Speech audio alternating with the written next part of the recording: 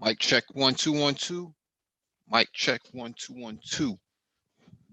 Can anybody hear me in the chat?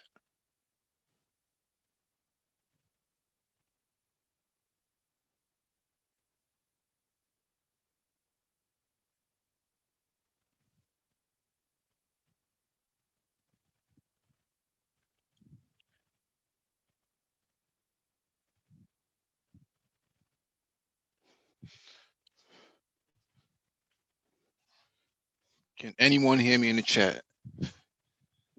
Okay, Steep Technologies, what's going on? Complex Design, what's going on, bro? Make sure y'all hit that like button as you come in. Share the video if possible. Hit that notification bell so you get all these updates as they are released and posted. Tonight's hangout is Space and Technology episode 271, The Rise of Black Tech Startups.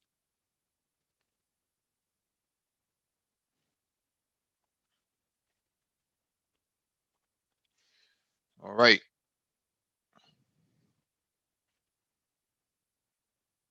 Actually, you know what? I can put the docket in the description beneath the video for you to follow along with. That's going to be necessary.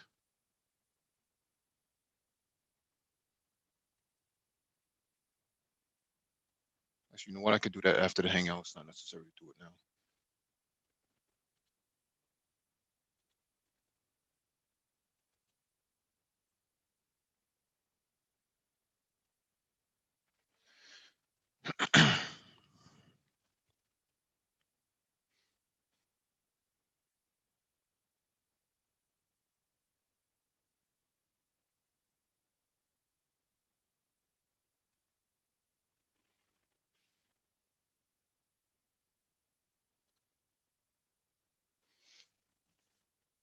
Hey, what's going on, King Nick? Kerr Fields, what's going on?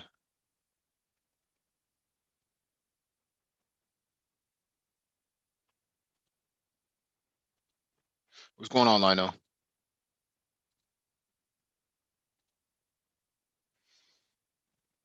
Let me advance you to the panel. You're now on the panel, Lino.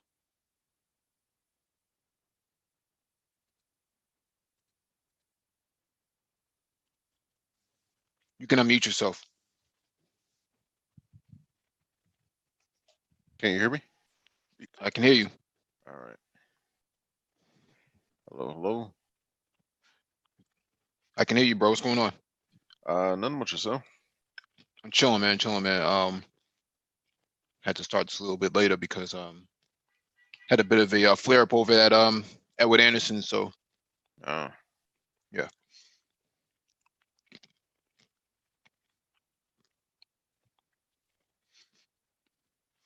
But yeah, Zoom for the most part has been working well for us. We had a great hangout last night, probably one of the best hangouts we've had since the inception of the Black Brain Trust. Um, it was geopolitics on Sunday night, focusing on gold, dollars, and power.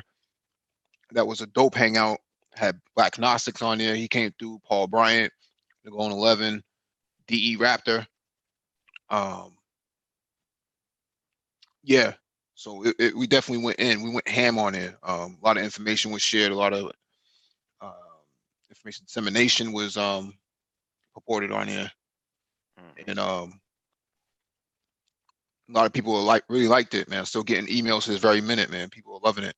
A lot of people who were never subscribed before was listening. So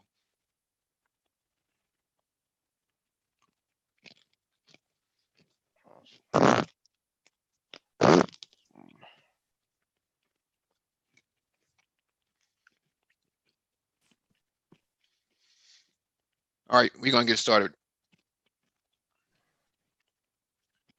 Fire up these links real quick.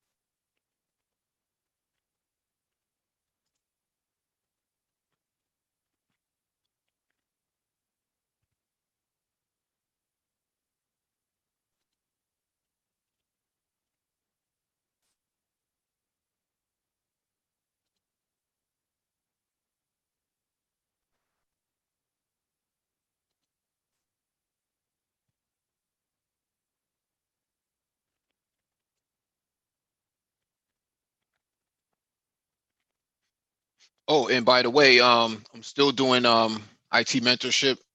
I've replied back to everyone who has emailed me last week. Um, so make sure you check your emails on that.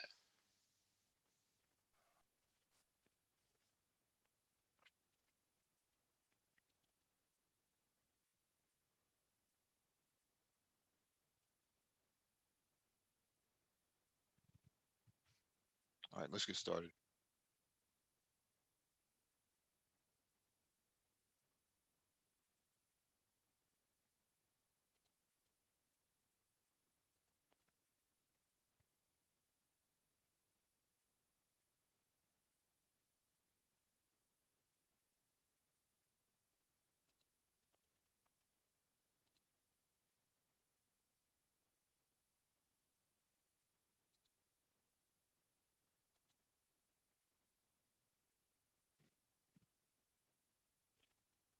Hey, what's going on, Dr. Phoenix?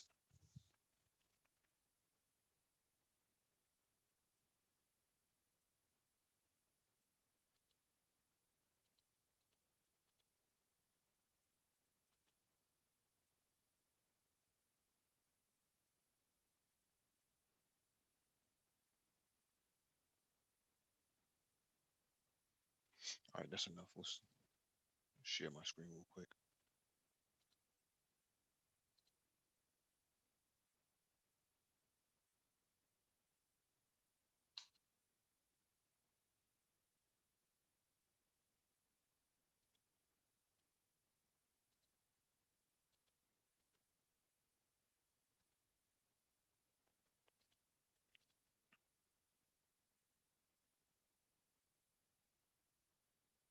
Yeah, this is really slowing my computer down for a second here.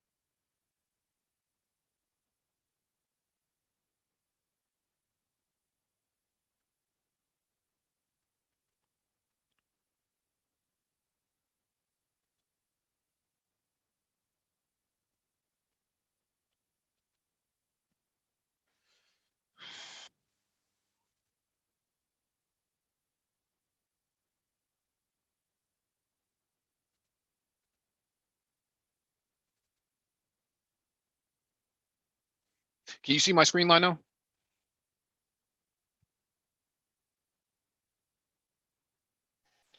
Um, it says you have started sharing. That's it. Yeah.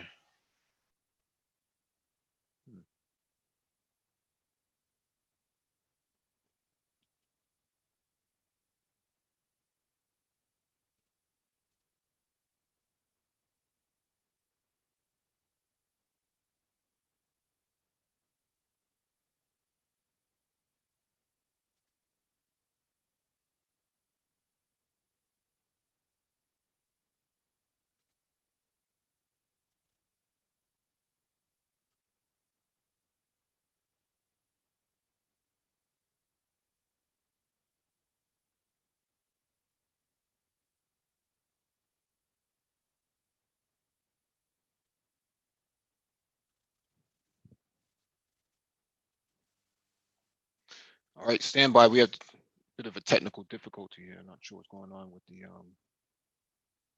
the Zoom panel. All right. Um, hello all. Hope you all having a great day today.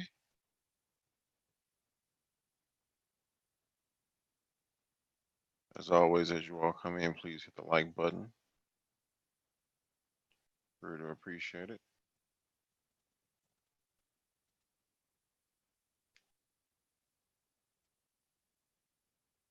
Yeah, read the chat here. What's going on? How you doing, Complex? How you doing, Steep Technologies? Kurt Fields, Nick King. See here. Kurt Fields, Dr. Phoenix, BLNS Holding, Reigning Woman. How you all doing today? Thank you all for tuning in. We really appreciate it. Mm-hmm. Mm-hmm.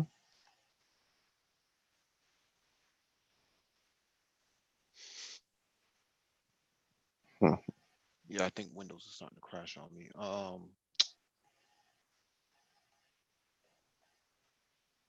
Is Zoom taking up that much? No, no, it's I think it's running an update in the background. Uh, uh, uh, I know it just installed 1903 update on there. So excuse me.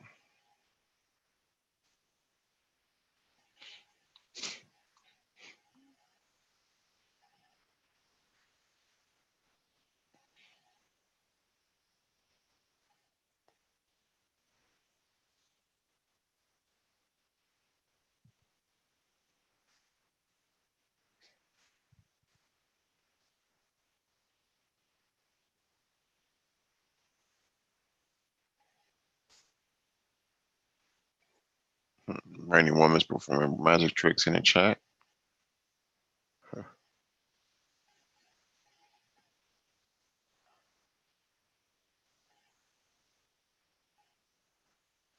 okay, I see it now.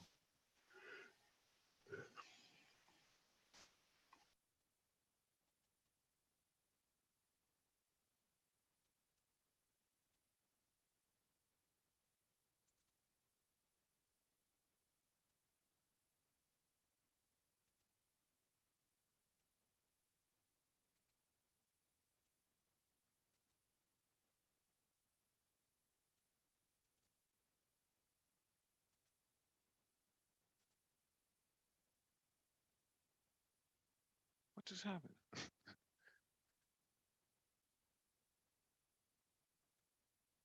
I know. Can you hear me? Yeah, yeah. I hear you. Can you see my screen? Uh, no. Well, hold on. Let me. No. Yeah, yeah, it just crashed on me. Damn. I don't see nothing. That's fine. That's fine. Let me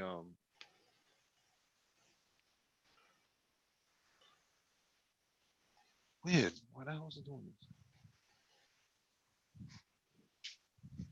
How you doing, Gabe? Hey, how you doing? How you doing?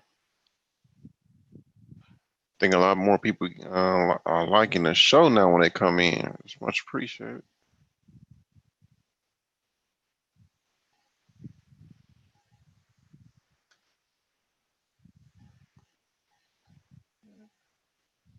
In other news today, the Dow has crashed. What? Well, I won't say crashed, but dropped 600 points. That's that's been news going around the news. Of course, we all know what happened this weekend. Tragic events happened this weekend.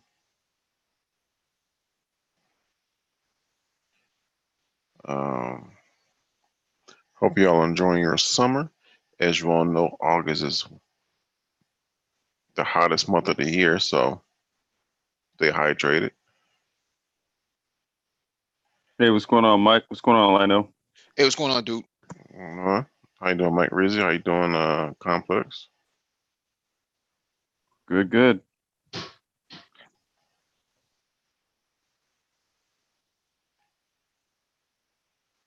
Oh, I see now. Okay, I see what the problem is.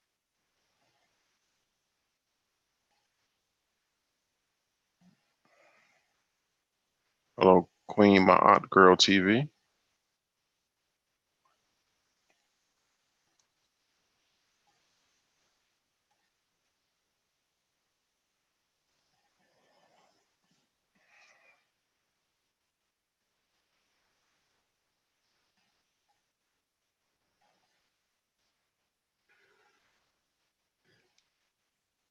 Excuse me.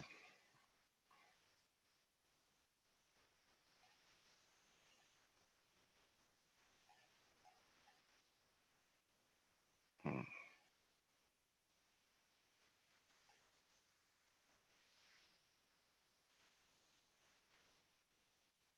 Albert Bird, how you doing?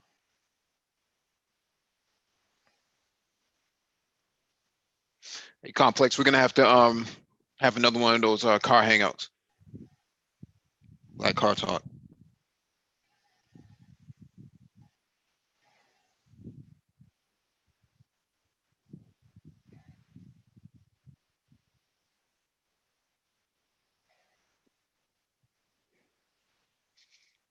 You may be muted, Complex. You might be driving. Okay.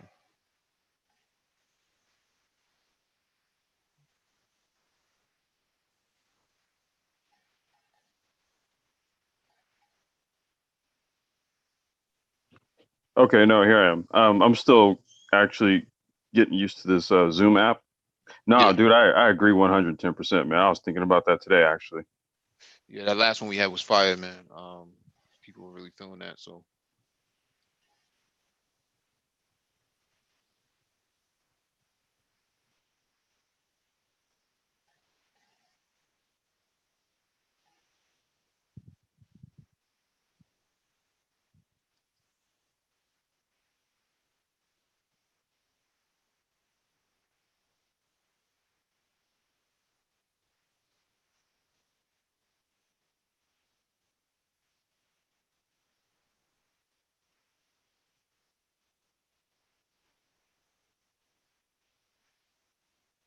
interesting. I'm just doing this.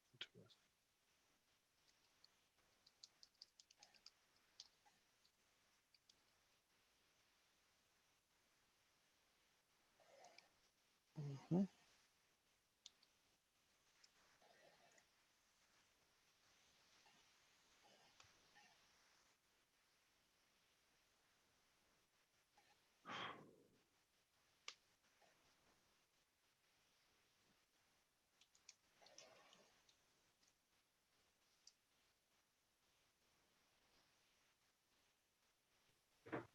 Do I have a photo showing up? Um, Yeah. I do. Okay. Yeah, I don't know what that is though.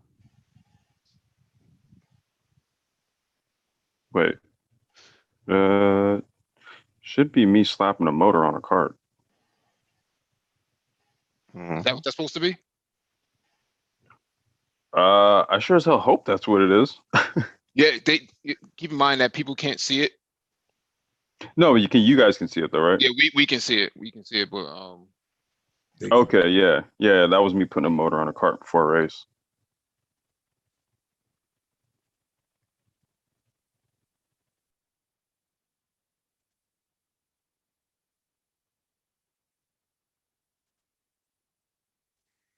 all right. Now we should be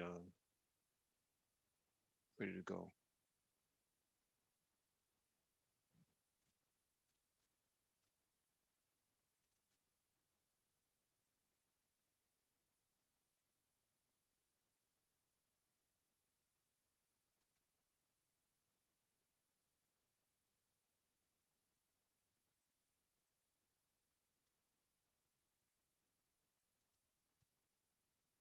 All right, this first one is from Forbes.com.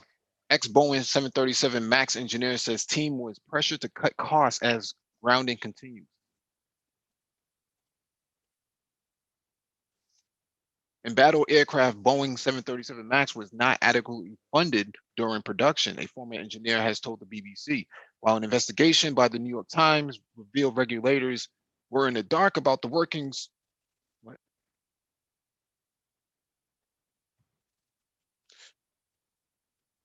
Were in the dark about the workings of the key software, the failure of which led to two fatal crashes within months of each other. The aircraft, Boeing's fastest selling plane, has been grounded since March after two crashes. A Lion Air Indonesia flight and an Ethiopian Airlines flight killed 346 people.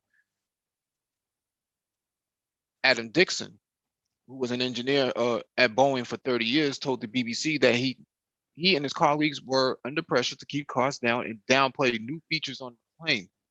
so that the firm could avoid scrutiny from the Federal Aviation Administration, FAA.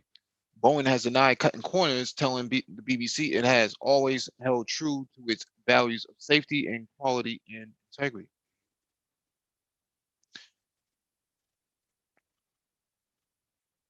Key background: Boeing has received orders for some 5,000 units of the 737 MAX, but the firm has come under increasing scrutiny over its safety and its focus on the stock market. The firm's share price has dramatically increased over the past five years, following a spending spree to buy some $43 billion of its shares. Boeing has been working to fix the MCAS software, which downed the two flights in the space of 5 months. After a sensor which was supposed to work out the angle of the planes were flying at failed without a backup. The technology was supposed to help pilots used to older versions of the 737 feel more at ease with the controls. However, the software had not been introduced in training. Last week, the firm announced 2.94 billion euros loss in Q2 as a result of the grounding, while the company suffered a $4.6 billion charge to compensate airlines which have suffered as a result of delays. This is something, because if you I don't even know what those planes go for, but let's say those planes go for a couple $1,000,000 each. Why do you feel the need to cut corners on a multi-million-dollar plane? We're from a software standpoint, we're not talking about like from a physical hardware standpoint. We're talking about from a software standpoint. That's like buying Windows, a Windows-based computer, and then Microsoft saying, but you got to pay $1 for each update, and there's a million updates. I want to say that it had. Well, my guess would be anyway, is that there was impending competition from that new, what is it, the C-19. I'm trying to remember what model number it is. The Chinese plane. Oh, that they just started doing flight tests on it, and it's to be a direct competitor to the Boeing 737. So I think what they were trying to do was they were trying to push this latest 737 to the market and secure orders before the Chinese came out with theirs. I'll look up what model plane that is. Yeah, it sounded like they were racing time. Racing time, racing the deadline, try to get this out, push this out.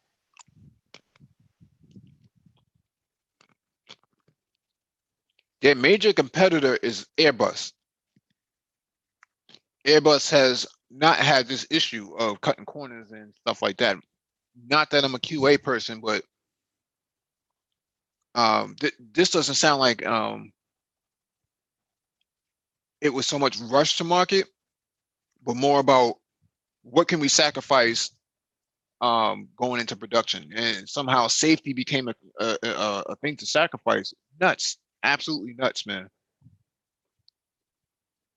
I mean, in the auto industry, you would never sell a car, that didn't have, updated ECU, right? The ability to have anti-lock brakes function, on demand. Like, oh well, we'll figure that out later. Like that would have showed up in crash testing, that the brakes don't work, or that the ECU needed an update or something like that.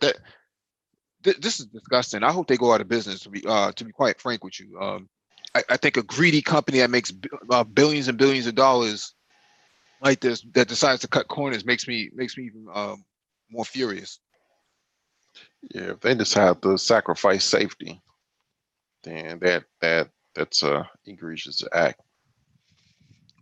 These are software updates. This it's not like, oh well, we had to swap out an engine or something. No, it's a software update. This is something that was already written.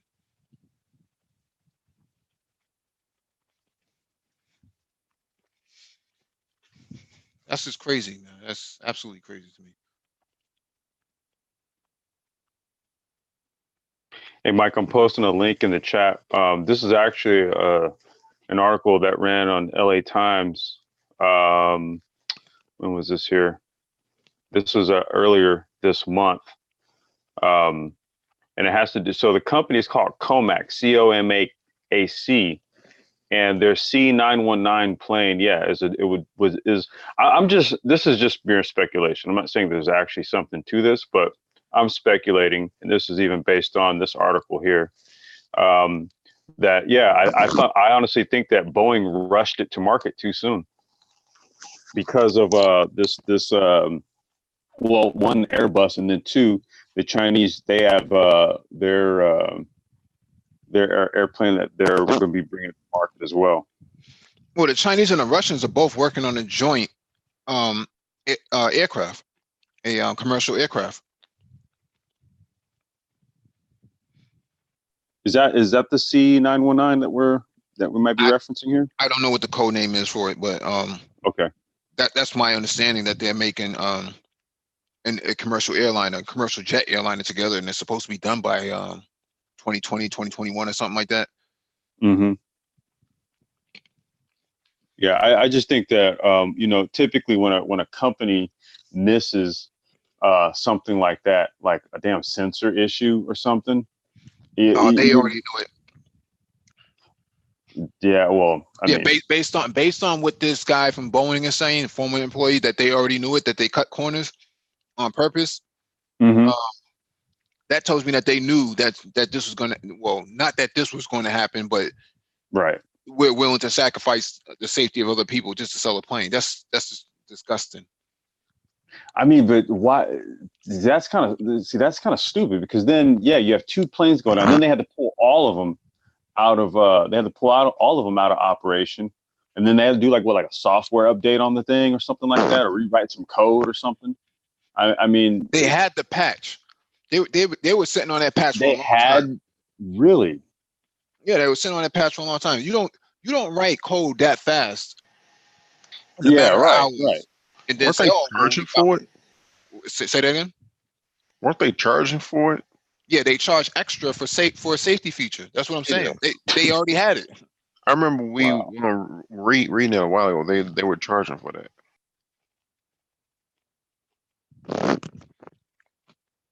Yeah, this happened some time back, so I don't recall all the minute details. But damn, really? Yeah, they should go out of business for that.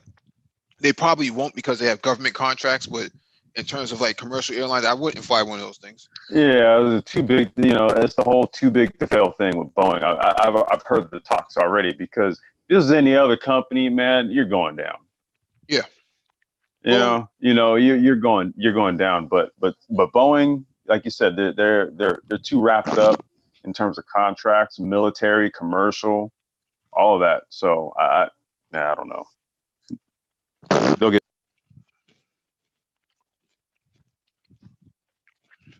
What happened?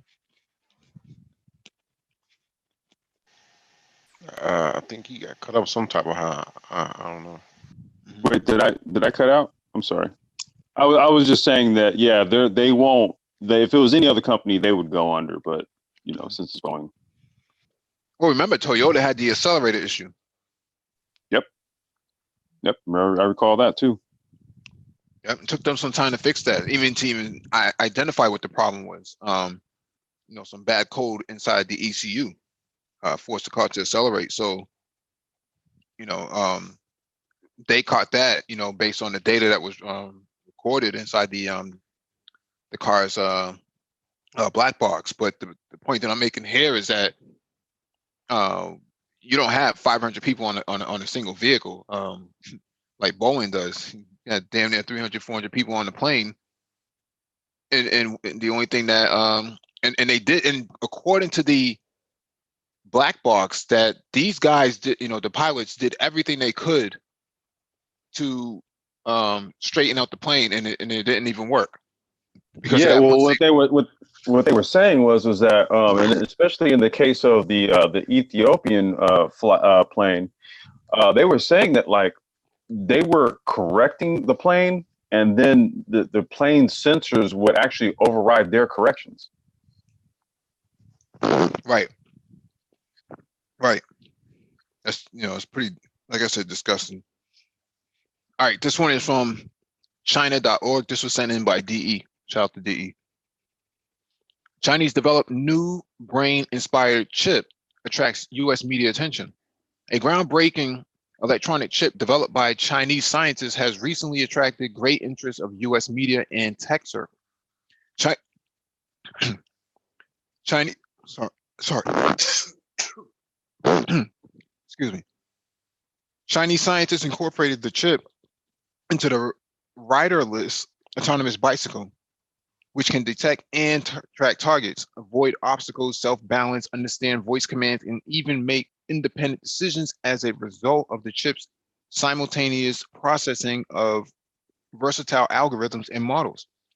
This wobbly self-driving bicycle is a symbol of growing Chinese expertise in advanced chip design, said MIT Technology Review in an article. The Tianjin chip features a hybrid design that seeks to bring together two different architectural approaches to computing, a conventional von Neumann design and a neurologically inspired one, said the article. The two architectures are used in cooperation to run artificial neural networks for obstacle detection, motor and balance control, and voice recognition, as well as conventional software, according to the article. The chip also hints at the progress China is making in developing its own chip design capabilities, said the MIT Technology Review piece. The research achievement conducted by Xi Luping and his colleagues in the Center for Brain-Inspired Computer Research was published as the cover story of Nature magazine on Thursday. It's not the first self-driving bike, but equipped with an AI chip, it may be the nearest to thinking for itself, said an article published on the New York Times titled, "And Now, a Bicycle Built for None." As corporate giants like Ford, GM, and Waymo struggle to get their self-driving cars on the road, a team of researchers in China are rethinking autonomous transportation using a souped-up bicycle, said the article. In handling all of these skills with a neuromorphic processor, the project highlighted the wider effort to achieve new levels of artificial intelligence with novel kinds of chips, said the article. The hope is that such chips will eventually allow machines to navigate the world with an autonomy not possible today, said the New York Times. Eric Topol, a scientist at the renowned Scripps Institute in California, tweeted that it's a big AI day with the Tianjin chip, autonomous bicycle, and the implications for this hybrid synergic brain-like and machine capability. Xi's Tianjin chip can integrate the two approaches into one hybrid platform, which enables it to accommodate both machine learning algorithms and brain-inspired circuits. The first generation of the Tianjin chip was developed in 2015, followed by a second generation in 2017. After continuous development, the current second generation Tianjin chip features an even higher performance with much lower power consumption. This is on another level. I think this is more of a proof of concept rather than something that's going to go into production. I mean, I don't see the demand for autonomous bicycles, but I guess the guys in the hood will love them if they can pop willies on demand. Yeah, I was actually I've been kind of doing a little bit of research. You know me, man. I'm an electric bike, scooter nerd, and all that stuff. So I've been really following a lot of the stuff that the Germans have been doing in terms of like hybrid bikes, incorporating mid-drive systems and hub motor systems and stuff like that. So I could kind of see where this is going, especially like if you have one of those. There's like companies like Evo Velo where they make sort of like a recumbent bike, but then it also has like a covering over it. So it has like a roof, a windshield. The roof has solar panels on it, charges the battery. So if you have like an actuator system on like the steering mechanism and stuff and an electric motor, you could theoretically have an autonomous electric bike. You know, it's more of just like the software controlling like the electronics on the bike. But this is real interesting because what it does is it brings autonomy kind of closer to you. You know, like electric cars are still a bit fuzzy for a lot of people. They really still can't quite conceive of it, even though they totally exist. But with a bike, especially like a lot of like these new like 3-wheeled electric bike platforms and stuff. Okay, yeah, now it's coming a little more closer to home. I could totally see it. Are they saying that they can operate these bikes with their mind? Yeah, it's kind of, sort of, yeah. So it's almost like Elon Musk's Neuralink network, where what much advanced per what they're saying, what this article is saying, that they can operate things with their mind. Yeah, it's like taking the Neuralink concept, and so like you get into a bike, and you know I don't know how it sort of I don't know how the computer to brain interface, how it works, if there's like some sort of, there's like a VR type of thing, or you know I'm assuming that it is or I'm sorry, augmented reality, or whichever platform that they would use. But it's almost as if it's like there's like a mechanism that maybe if there's like a visor type of thing where it sees what you see, and then it anticipates what you're going to do. You know, and then through like computer computer learning, you could probably go like on autonomous, right? So then you could set it to autonomous, and because it's sort of learned the environment, it'll go when a light is green, it'll stop, it'll observe traffic, it'll avoid cars coming from different directions. You know, the bike will stop, move, stuff like that. So I can see it working like that. If it's self-balancing as well. Yeah, that's we're going now. If we're going 2-wheeled, yeah, that's the next level. That's pretty cool.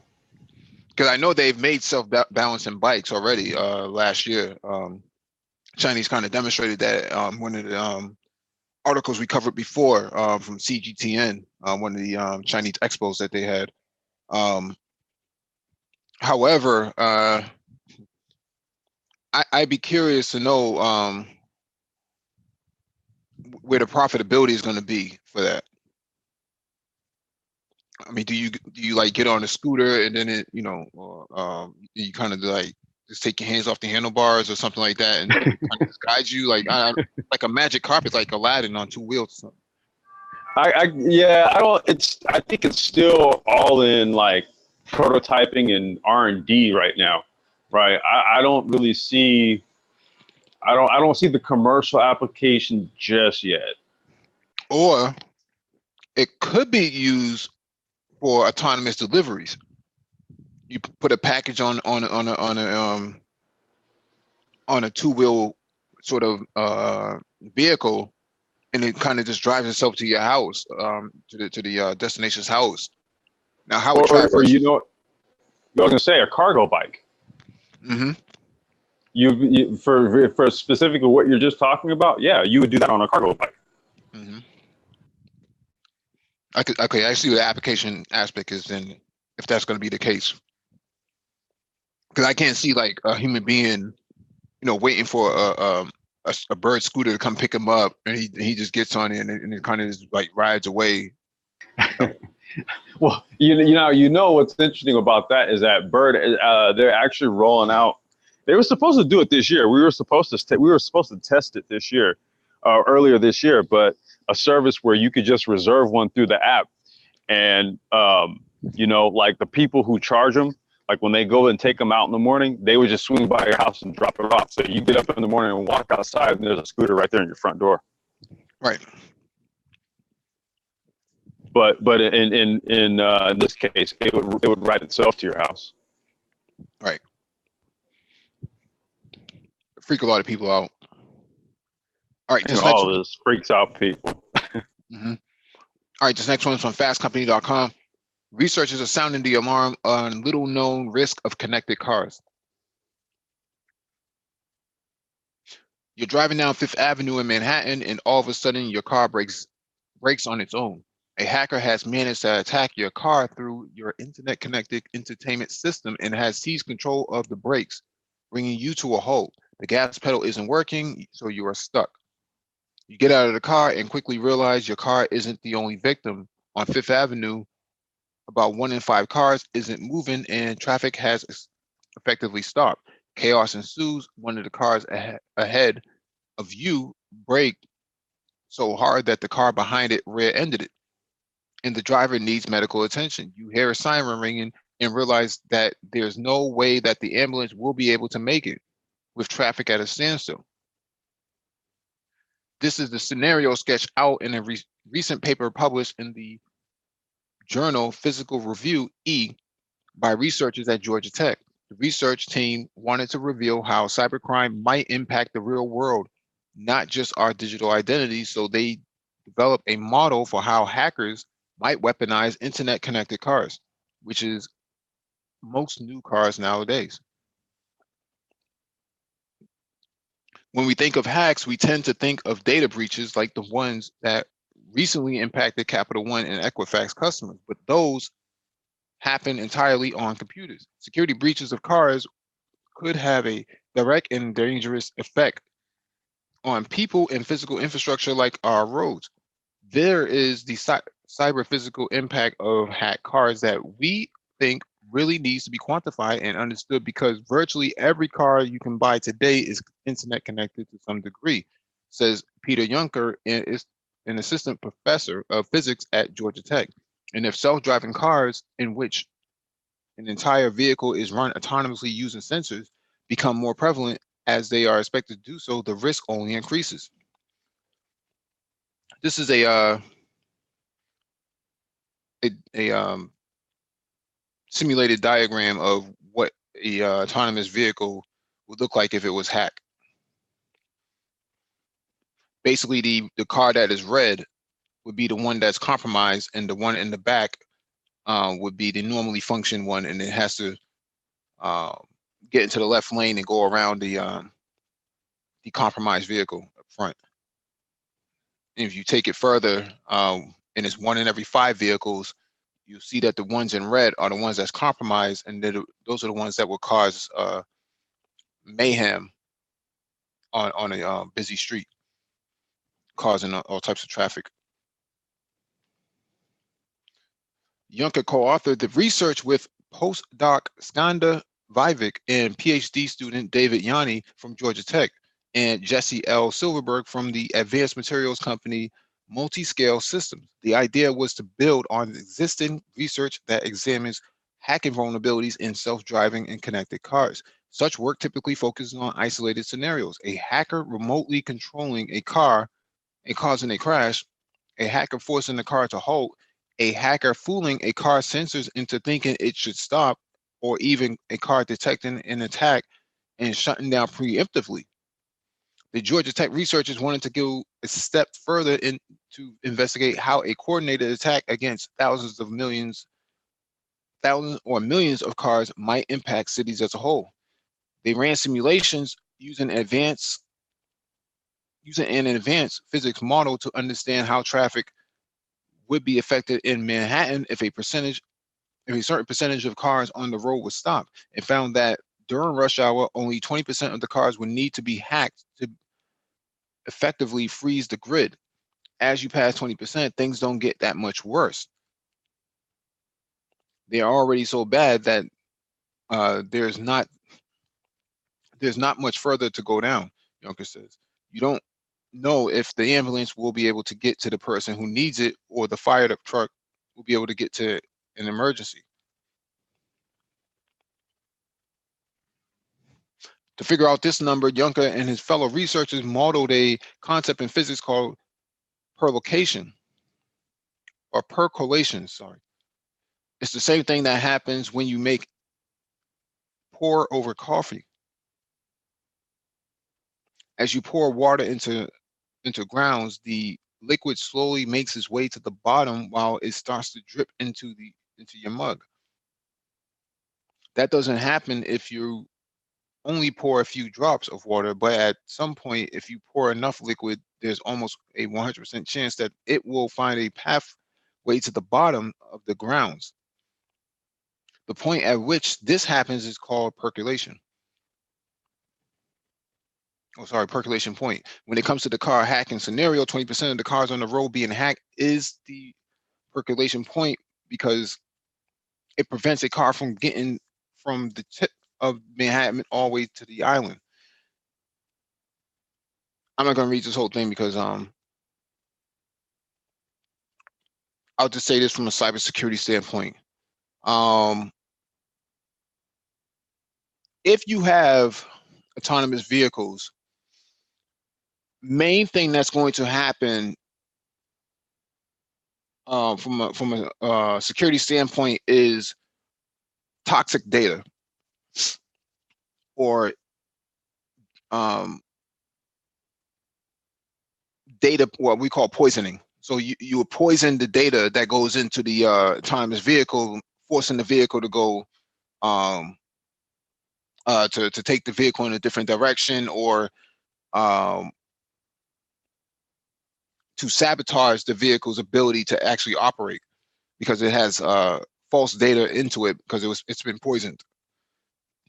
So with that being said, the car won't function if the information is wrong to begin with.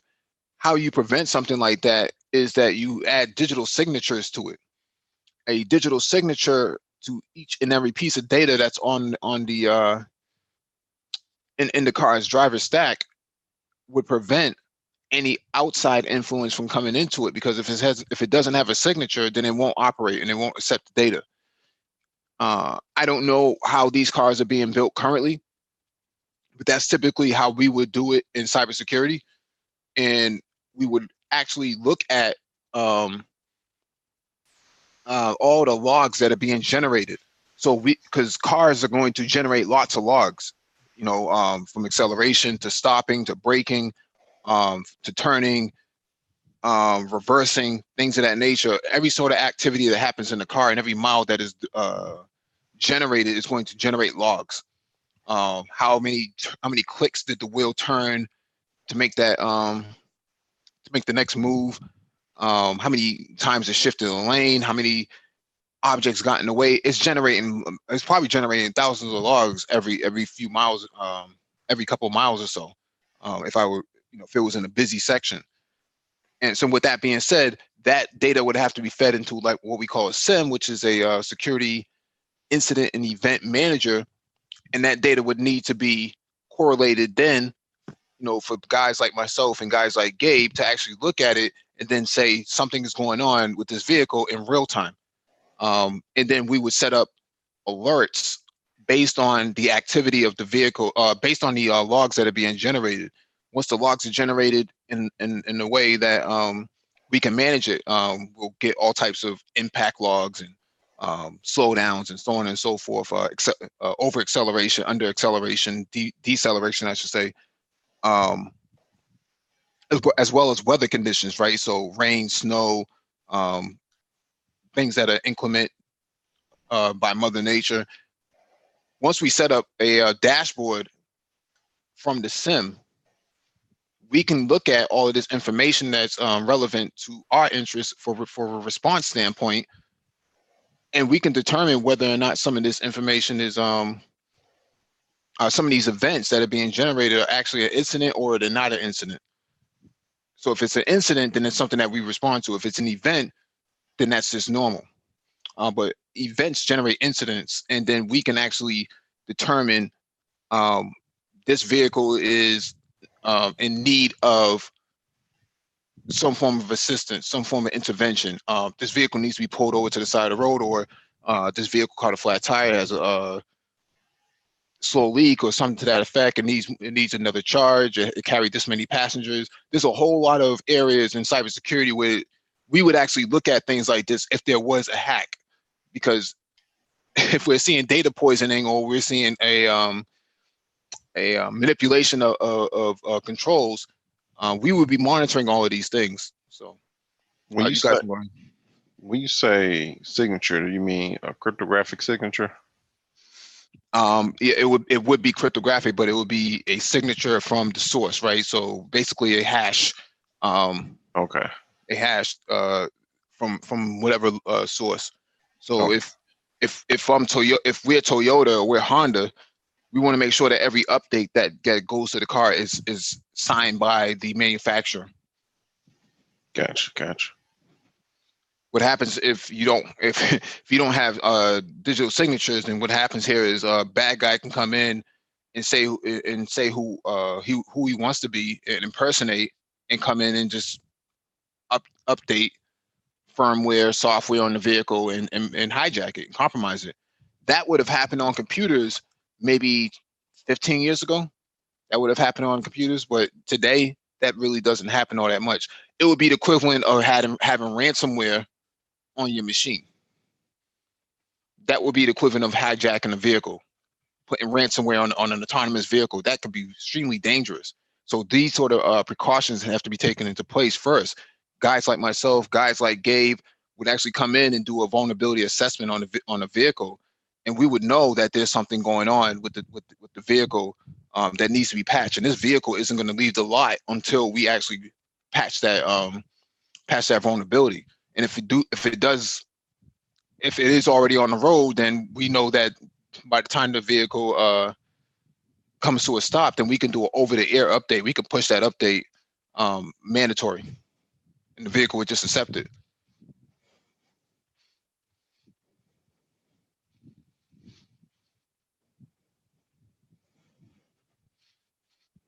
Now, Mike, does this also speak to hacks that are done? Because like for example, like Teslas, right? So all the cars share data, right? They all update based on what each car is learning in real time. So what about any sort of compromises with regards to all cars being hacked through one car? All cars being hacked through one car? Not necessarily. So what you have is there's something called vehicle-to-vehicle communication protocol, and that's been established by the National Highway of NAHSTA, National Highway Safety Transportation Association, whatever it is for the United States government, and they came up with a protocol that would should actually disrupt that what you're talking about. So the vehicles can communicate with each other in real time, but they should never have any sort of guidance over the other. They should never be able to have command and control over another vehicle. They can only send signals off, right? So the signal says, I'm 10 feet away from you. You need to keep that distance. And then that vehicle also says to the next vehicle behind it, the vehicle in front of me is traveling at 60 miles an hour, and I'm 10 feet behind it, or I'm 20 feet behind it. You should also keep your distance, and so on and so forth. That's the way they will communicate with each other. Okay, so the parameters are pretty much limited in terms of what they're communicating to each other. It's not, the system isn't completely open from one car to the next. It's not open, but it's a agreed standard, right? Right.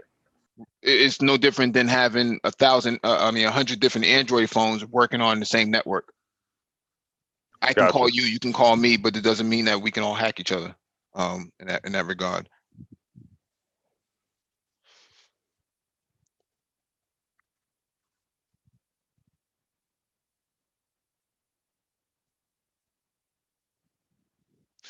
All right.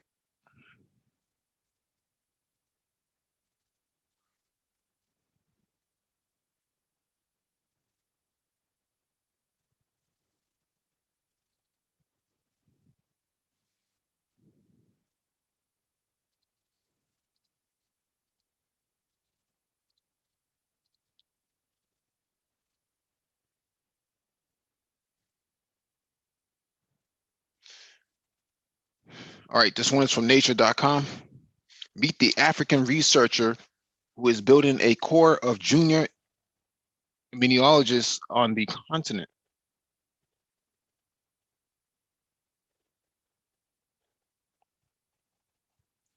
Meteorologist Faith Weiser, I think that's how you pronounce it, the first African and second woman to be elected president of the International Union of Immunological Societies, will begin her 3-year term in October. During her presidency, Oyser, who holds faculty appointments at Heidelberg University Hospital in Germany, and the KEMRI Welcome Trust Research Program in Kilifi, Kenya, will oversee an effort to train 1,000 African PhD students in immunology over the next 10 years. This training, dubbed the Federation of African Immunological Societies Legacy Project Initiative, aims to bolster the representation of African scientists in immunology. How did this initiative come about? When I was elected vice president of the IUIS in 2016, I got more involved in the organization. I realized that representation in academic societies from low and middle income countries was very low, yet they arguably have the greatest need for immunological expertise. People from Africa, for example, are not around the table with me at the international research meetings. In Africa, we have more students than places to train them. The IUIS has more than 60,000 members and represents a massive global faculty that is bigger than any institution could assemble alone. It seems to me that the solution to African underrepresentation lies right where the IUIS, whose mission is to promote immunology without borders. If we could get even 1,000 of its members to each mentor one African PhD student in their laboratories, we could train 1,000 African immunologists. What's the response been like from the IUIS members? It's been mixed. I estimate that 60% have been widely enthusiastic about the initiative. They appreciate its value and feel that this is what IUIS society should be doing. The other 40% have been less enthusiastic, worried perhaps that I am underestimating how big a task it will be. Describe the need for a program like this. A colleague at the West African Center for Cell Biology in Ghana advertised for PhD positions. By the mid-February deadline, they had received 518 applications for 10 positions. Students are ready. Supervisors are ready. Someone just needs to join the dots with funding. What is the status of the training effort? IUIS gave us $50,000 in seed money to fund the first phase of the project. We gave each of 10 African students $5,000 to finish the final year of their PhD in international labs. There is a Malawian student at the University of Leicester, the UK, a South African student at the US National Institute of Health in Bethesda, Maryland, and a Tunisian student at the Pasteur Institute in Paris. The money we provide enabled them to go to international labs and process samples on equipment that is unavailable in Africa. For the second phase, we're looking to raise $50,000 to support each of the remaining 990 students with a monthly stipend, travel allowance, and health insurance of over the next 10 years, roughly 100 students per year. Their supervisors will cover research costs. How will IUIS members find students to bring into the labs?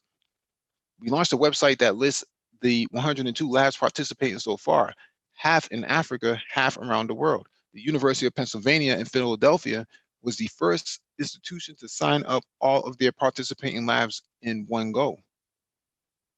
It works best to collaborate around a shared interest to that end.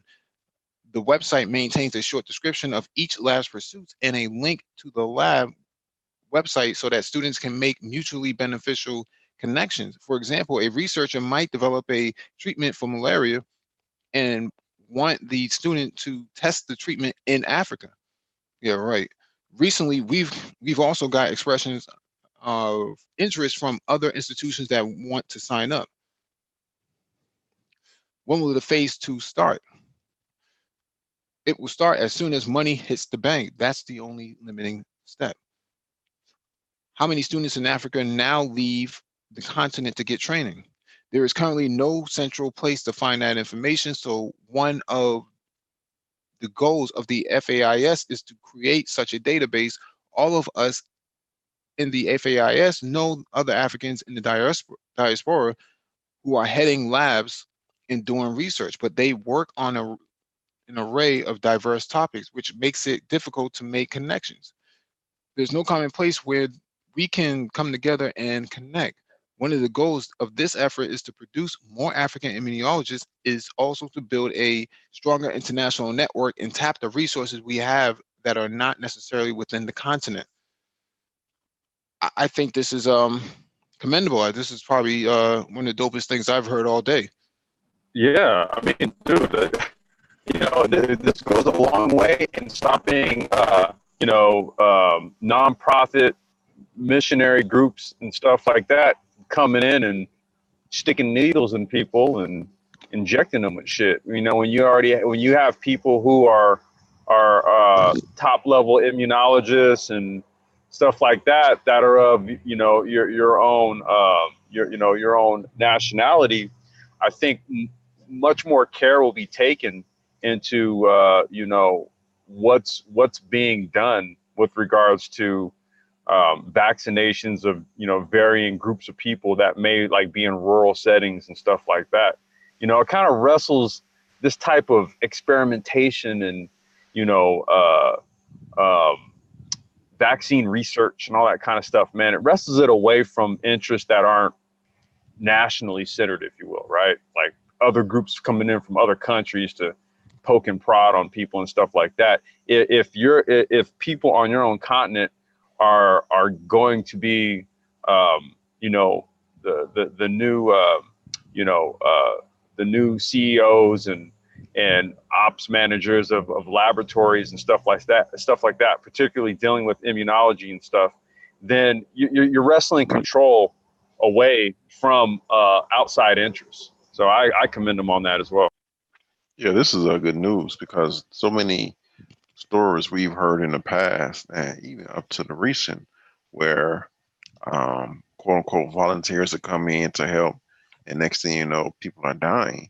There was one woman that came in and she killed 8 African babies, and this stuff is out of hand. There's been physicians in Kenya that have looked at the inoculations themselves and saying that, hey, these things are sterilizing women. These things are sterilizing our people. Exactly. So this is good because you have to have the people who the people of your race to look out the people after the people of your race. This is not racism. This is not none of that people may get tight or wrecked about. This is how the world operates. This is how the world operates, and don't think that because we are saying we want our people to look after our people that we're being racist. No, this is how the world operates. Dr. I Phoenix, concur. you can unmute your mic, Dr. Phoenix. Oh wait, yeah, I was gonna say, is Dr. Phoenix was in the chat?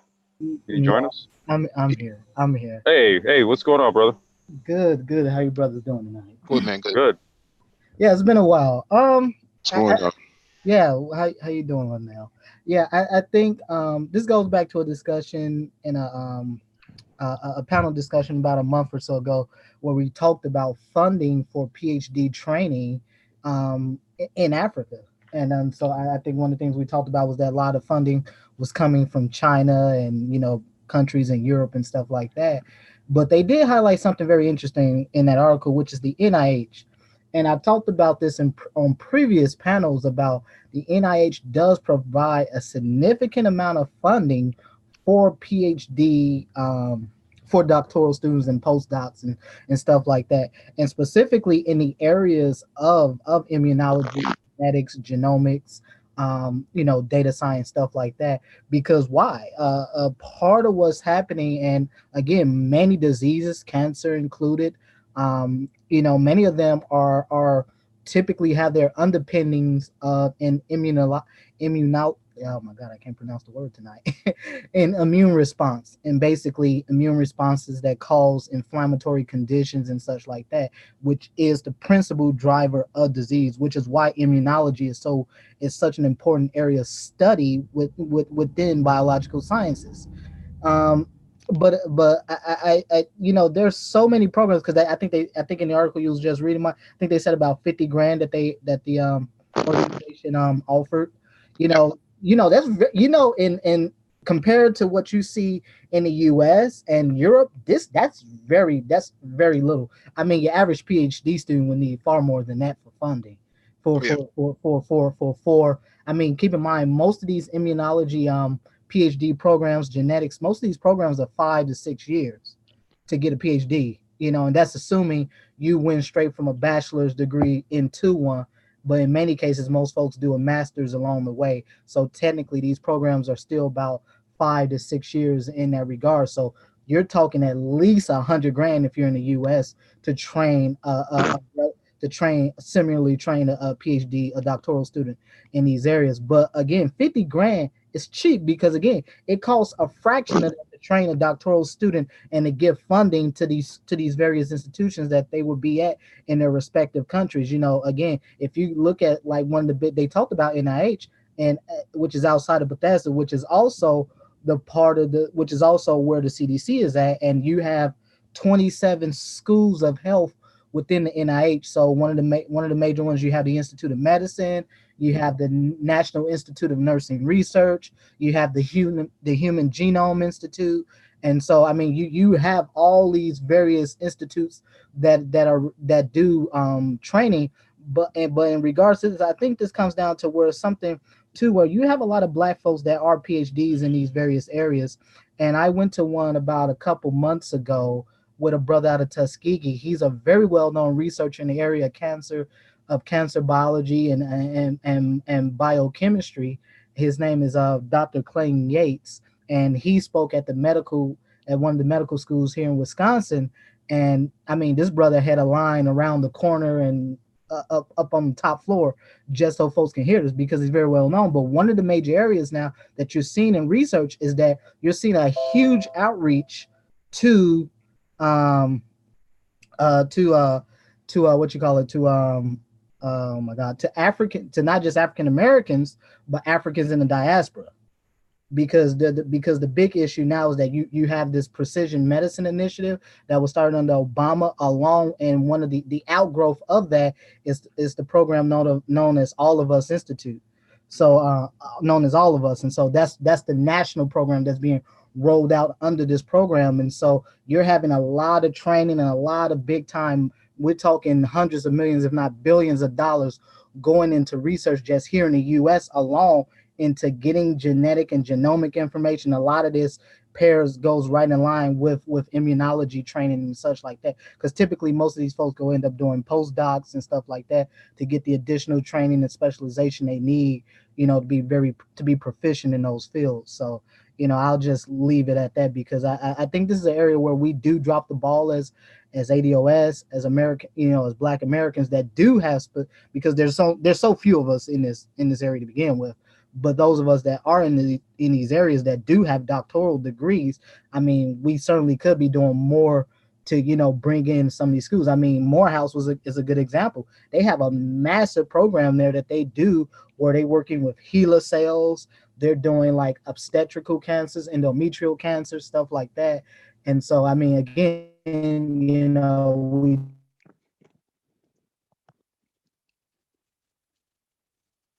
Did Dr. Phoenix time out, or something going on with my connection? No, I think he had a bad connect. Yeah, bad connection, Mhm. because it sounded like that as he went out.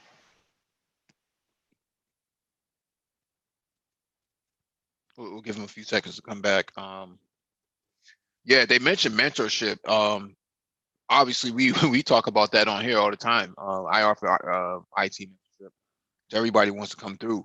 That is that determines the difference between where a person can go and where they don't go in life, in terms of their career path and as well as their way in the academy.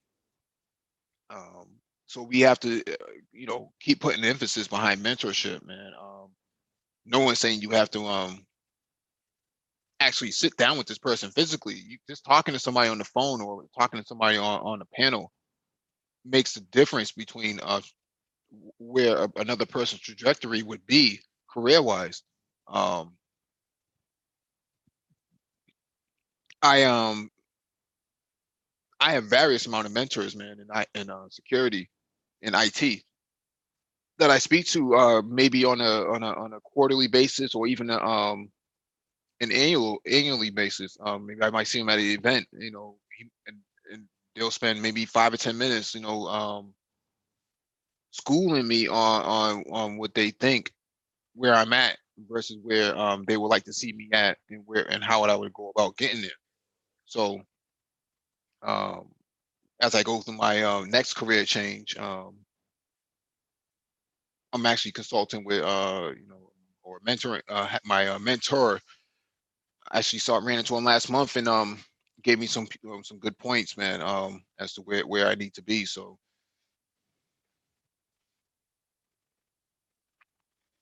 I guess Dr. Phoenix is coming back, so we'll go to the next article.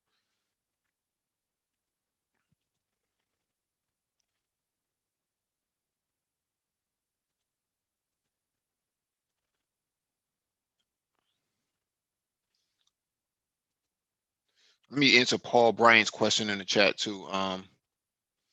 Would it be better to isolate the driving car module from any wireless access? Isolate the driving control module from any wireless access. It's already separated. So it runs on a probably a PCI bus, right? And it connects back to the SoC, which is a system on chip, and then the system on chip communicates with the wireless controller itself. So it's already disconnected. It's already decoupled in that sense. But they all have to be connected in order for it to actually work efficiently to the SoC. If that answers your question. What's going on, Gabe? Hey, not too much. Not too much. Anything you want to add to what you've heard so far? I don't know how long you've been listening for. Hey, how you doing, Gabe? Hey, what's up, everybody? Yeah, nothing exactly. Yeah, just here to start to contribute. Yeah, for sure. Okay. All right, let me get to the next article.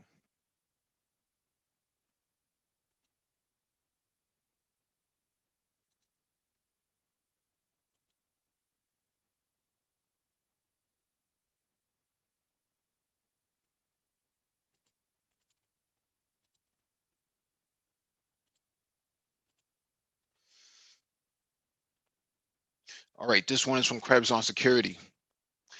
What we can learn from the Capital One hack. On Monday, a former Amazon employee was arrested and charged with stealing more than 100 million consumer applications for credit from Capital One. Since then, many have speculated the breach was perhaps the result of a previously unknown zero-day flaw or an insider attack in which the accused took advantage of access um, surreptitiously obtained from her former employer. But new information indicates the methods she deployed have been well understood for years. What follows is based on interviews with almost a dozen security experts, including one who is privy to details about the ongoing breach investigation. Because this incident deals with somewhat jargon laced and esoteric concepts, much of what is described below has been dramatically simplified.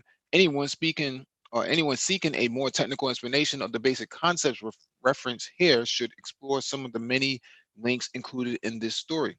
According to a source with direct knowledge of the breach investigation, the problem stemmed in part from a misconfigured open source web application firewall, WAF, that Capital One was using as part of its operations hosted in the cloud with Amazon Web Services. Known as Mod Security, this WAF is deployed along with open source Apache web server to provide protections against several classes of vulnerabilities that attackers most commonly use to compromise the security of web-based applications. The misconfiguration of the WAF allowed the intruder to trick the firewall into relaying requests to a key backend resource on the AWS platform. This resource, known as a metadata service, is responsible for handing out temporary information to a cloud server, including current credentials sent from a security service to access any resource in the cloud to which that server has access. In AWS, exactly what those credentials can be used for hinges on the permissions assigned to the resource that is requesting them.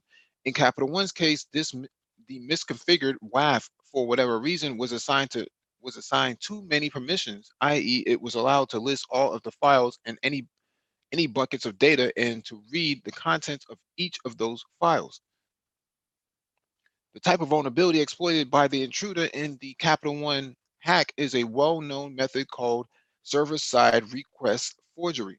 I'm very familiar with this attack, in which a server, in this case, Capital One's WAF, can be tricked into running commands that it should never have been permitted to run, including those that follow it to talk to the metadata service. Yvonne Johnson, manager of the product security team at Cloudflare, recently pinned an easily digestible column on the Capital One hack and the challenges of detecting and blocking SSRF attacks targeting cloud services. Johnson said it's worth noting that SSRF attacks are not among the dozens or so attack methods for which detection rules are shipped by by default and the WAF exploited as part of Capital One's intrusion. SSRF has become the most serious vulnerability facing organizations that use public clouds, Johnson wrote. The impact of SSRF is being worsened by the offering of public clouds, and the major players like AWS are not doing anything to fix it. The problem is common and well known, but hard to prevent, and does not have any mitigations built into AWS platform. Johnson said AWS could address this shortcoming by including extra identifying information in any request sent to the metadata service, as Google has already done with its cloud hosting platform. He also acknowledged that doing so could break a lot of backwards compatibility within AWS. I'm not going to read this whole thing because this is really geeky stuff. This is where the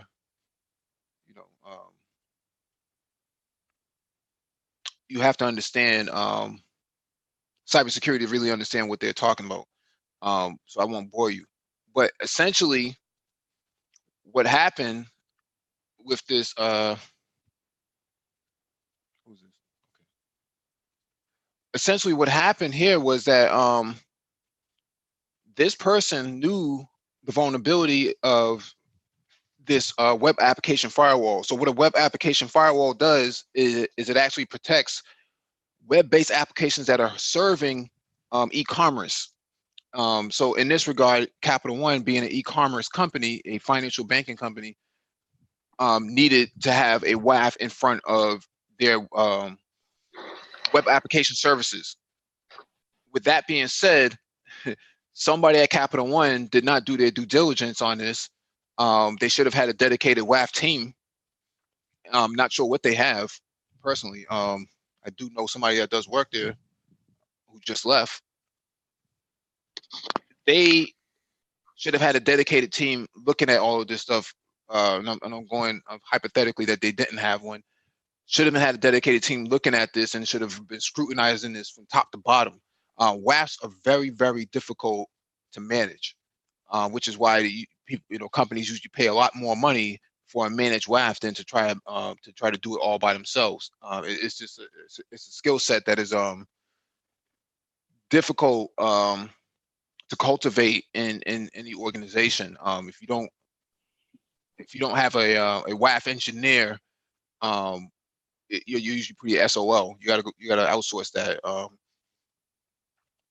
And with that being said, I used to work on WAFs myself, and that stuff is not easy. I used to work on F5s and impervers, and I can tell you right now that requires a lot of attention.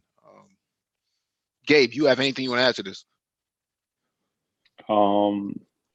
It seemed as if the particular vulnerability was exposed from someone who used to work for the organization. So I think earlier in the article it mentioned somebody who was an insider threat. And, you know, a lot of times those are probably the most difficult to defend against, because that's an individual who has like a view within your organization. But so they pretty much know, they don't have to go about doing the reconnaissance of your whole system. They don't have to go about really try to understand what's running in your organization. They already know what's happening. So I think that those are the most difficult thing to defend against, because what can you really do against somebody who knows your systems and knows your vulnerabilities? Because there's like open source free tools for evaluating vulnerabilities in all types of web applications, right? There's like Burp Suite and NitGo vulnerability scanner and Yep. all types of other. I mean, they're just free. It's just free and it's just like it just makes a person who knows your system more capable to exploit your system. Yep. It's just like anybody, right? Like if anybody knows, like you have a house, right? And a lot of times people put in additional measures in order to get into their house just in case they lose their key. They might have a spare key under a rock in the front of the house, or they might have left a particular window open right in the back. the one that they know that you need to get the log from on the side of the house to get to this window, the only specific window that's open. But the only one who knows that information, knows how to get into the home outside of somebody who's foreign to the home, is the person who has already been inside the house.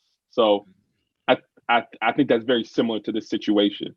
Somebody who's already been inside the house, they know where the keys are, they know where the ways to get in. So, yep. Yeah, but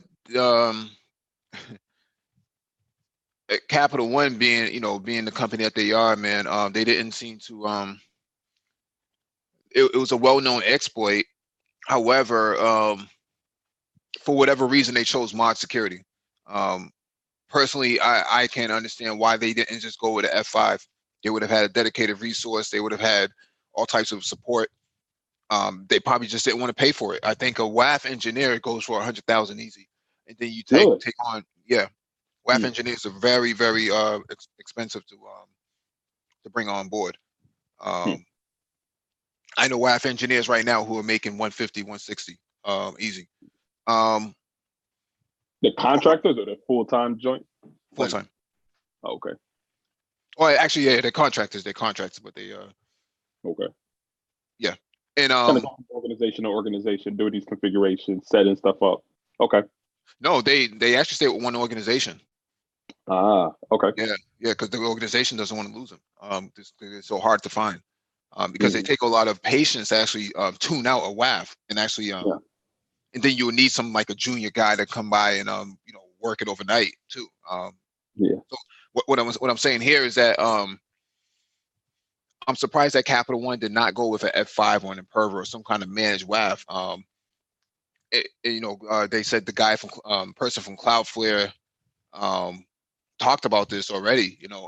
Google acknowledged it and did their due diligence on patching the very vulnerabilities that they were exposed to. So unfortunately, they went with AWS. AWS is saying no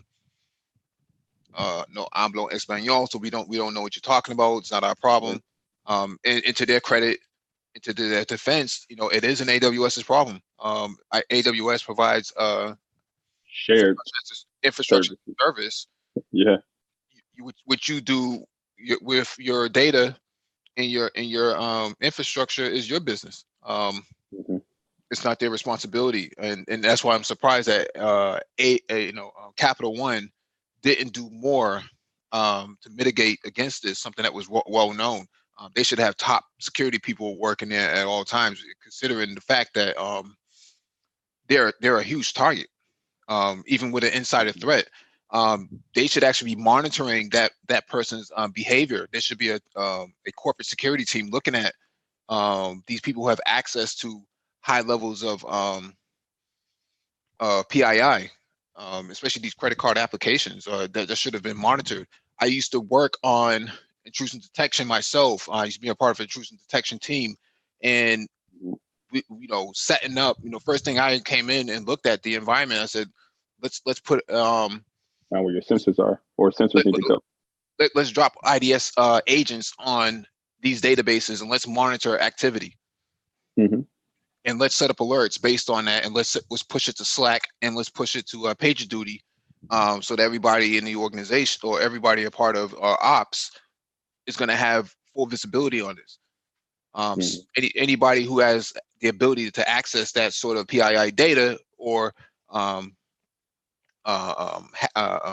potentially hazardous data, that's like credit card numbers and things like that. Anybody who has access to that, let's monitor that. Let's monitor that, who has access and who and where this data is traveling from point to point. Unfortunately, it doesn't sound like a lot of this stuff was even taken into consideration, because this user had access to the environment. So insider threat monitoring is something that is big, that should be taken into consideration. There's only so much you can do, man. Well, it's better to do something than to do nothing, is what I'm saying. Well, then what does an insider threat management program look like? I mean, I know some in particular environments where they do evaluation of people's psychological, stance. That's one thing.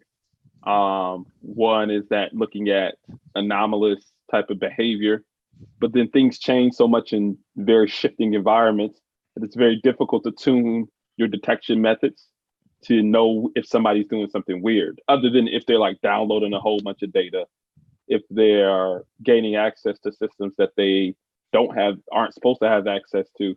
It's difficult really to tune like think about it. You're trying to protect against things on the outside first and foremost, right? Foreign people, right? Not necessarily foreign as in nations, but people who are foreign to your systems. But I mean, to put together a whole program to monitor and track internal, I feel like you'll get a whole bunch of false positives initially. Well, that's up to corporate security. Oh my God. Corporate security's job is to look at that. Or we can look at that from a if I'm my director of security looks at everybody in the organization. He has access to everybody's email, things, et cetera, et cetera, et cetera, to monitor for this type of stuff. So we have programs in place, and we're a much smaller. We're 1/10 the size of CO. So I just find that to be interesting that this person wasn't being monitored, or that database wasn't being monitored, for that matter. And web application firewall was not correctly patched and tuned. That would have been caught. If Google caught it, and Cloudflare is saying, yeah, you should have done this, this, and that. Other people knew that was there. So it's just a matter of what Capital One did on their side from a due diligence standpoint. Not blaming them, not bashing them, just saying I expect more out of a big organization like that. Yeah.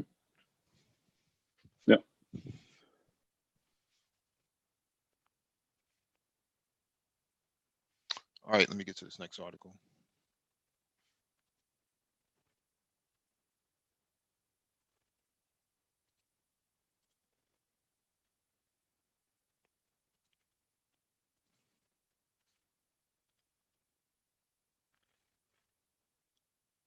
All right, this one is from the fifthdomain.com. How to best protect military industrial control systems from cyber attacks. This is right up your alley, Gabe.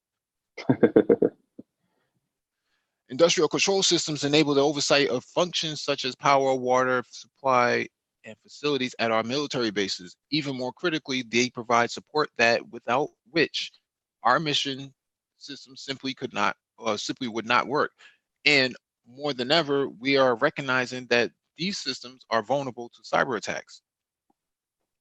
Securing them in cyberspace is just as important to mission readiness as physically secure weapon systems on a flight line, in a seaport, or at an ammunition depot.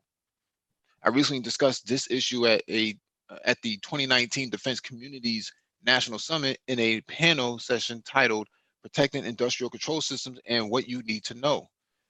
The Department of Defense relies on an estimated 2.5 million industrial control systems in more than 300,000 buildings for real-time automated monitoring and management of utility and industrial systems, which support military readiness and operations. It is in our national interest to ensure these systems are safeguarded. However, they are highly vulnerable. An October 2018 report from the U.S. Government Accountability Office indicates that the Pentagon faces mounting challenges in protecting its weapon systems from increasingly sophisticated cyber attacks. A large number of weapon systems depend upon software-enabled ICS to monitor and manage equipment and carry out essential functions, according to the GAO report. But industrial control systems were originally designed for use in trusted environments, so many did not incorporate security controls, the report said.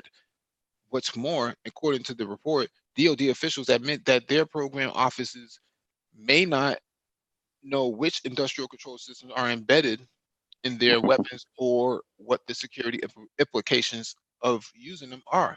Very true. In response to the urgency of securing these systems, the John S. McCain National Defense Authorization Act for fiscal year 2019 required the Pentagon to designate one official to oversee the integration of cybersecurity and ICS, including the adoption of department-wide certification standards and the consideration of frameworks from the National Institute of Standards and Technology, NIST. That legislation authorized the Department of Defense and the Department of Homeland Security to launch a pilot program to improve the cybersecurity and resiliency of critical infrastructure. Both the House and Senate versions of the fiscal year 2020 NDAA also draw attention to the challenges of securing these systems, directing the GAO to evaluate whether military departments have implemented a DoD instruction to enhance the cybersecurity of industrial control systems. These and other developments signal the focus of policymakers and defense leaders on the criticality of ICS and on their vulnerabilities. However, having worked for years with the Department of Defense to secure such systems, I know that cultural funding and operational hurdles remain. This means leaders and mission owners from the information technology side and the operational technology side must come together. These are two entirely different tribes that do not always speak the same language. IT people will focus primarily on taking an inventory of ICS systems and working towards cybersecurity solution testing and implementation. But operators may push back, hesitant to introduce solutions which may disrupt systems or require system downtime to deploy. IT must illustrate to operators the extent of the ICS presence and interconnectedness within the agency and the potential impact of a compromise. Military leaders, for example, often start out greatly underestimating the presence. They may believe there are 9,000 such systems on a base when they are actually have 90,000. With this, military stakeholders will understand and appreciate the possible threat attack surface or with a likelihood of providing needed support. So most of our critical weapon systems are vulnerable, and then nobody knows what kind of software or control systems are even on them. In a situation like this, Gabe, how would you assess it? I mean, it depends upon the environment. I mean, first, anybody that is in possession of these particular assets, they need to give permission in order for there to be some type of assessment on their on their uh, on their environment. A lot of times, actually, one of my past roles, I actually work with the DoD on smart grid and microgrid control, like industrial control system environments for Department of Defense um, um, for these bases. So we kind of travel around and make sure that they are up to, I guess, regulatory standards. But that permission first has to be there, and but changing anything within the government system is very difficult. I mean, doing upgrades, even just swapping out devices, doing upgrades in firmware, not even just software. I mean, you name it. There has to be a need. Well, there has to be a desire for these organizations, these government organizations, to want to do these things, and they're. I mean, you really just have to go step by step in upgrading systems. If you ever heard of have you ever heard of STIGs before? Stigging? Yeah, absolutely. Yeah. So right. So the STIGs, right? So these stand for Security Technical Implementation Guides. So they have STIGs. So these are pretty much guides to go about hardening Department of Defense or government or federal systems, right? Computer systems. A lot of these are old. They're old and they're developed on old standards that are not recent, and they keep these for a long period of time to say so people go ahead and harden or put cybersecurity measures on some of these government systems and some of these government devices and thinking like, okay, I did the STIG, so I'm secure. That doesn't necessarily mean that you're secure from 2019 threats, if that makes sense. So a Yeah. lot of ways to harden and to ways to secure um, that have been adopted are antiquated. They're old in comparison to the changing environments for industrial control system environments today. So where I think the article was even mentioning so much interconnectivity, and even one of the big highlights, right? One of the big conversations is this ICS, industrial control system, or OT, operational technology, and IT convergence, where they're seeing things are becoming way more connected rather than air gapped or disconnected from those IT systems. So yeah. Yeah, I guess that requires a lot of stakeholder buy-in. You're right What? about the STIGs. You're right about the STIGs because a lot of that stuff was made during the times of the Soviet Union, Mhm. and times have changed, and unfortunately, the stakeholders have not understand to get the complete buy-in on updating that type of stuff. And anybody who tries to make changes, man, off with your head for whatever Yeah, reason. you can't change anything in the government, man. I'm telling you. Yeah. So All right, let me get to this next article. man, all the other brothers quiet. Well, these are y'all expertise. I'm listening. Yeah, I'm just soaking it in right now. Oh, so okay. All right, this one is from space.com. A Russian space cargo ship just fell to Earth. See its fiery demise.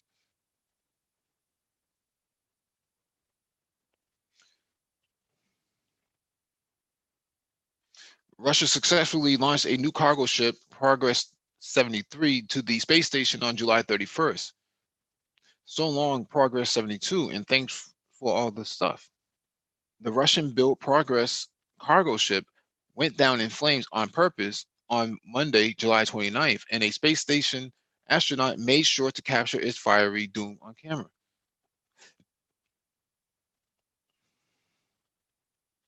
Said goodbye to Progress 72 to make room for 73P showing up on Wednesday. Caught this shot of it during re-entry. NASA astronaut Nick Hague wrote on Twitter Monday. It looked like a big fire network that lasted minutes, flickering, sparkling, and pulsing with brightness before it faded into the darkness. Haig watched Progress 72's demise from the International Space Station, where he and 5 other space travelers bid farewell to the uncrewed cargo ship as it docked itself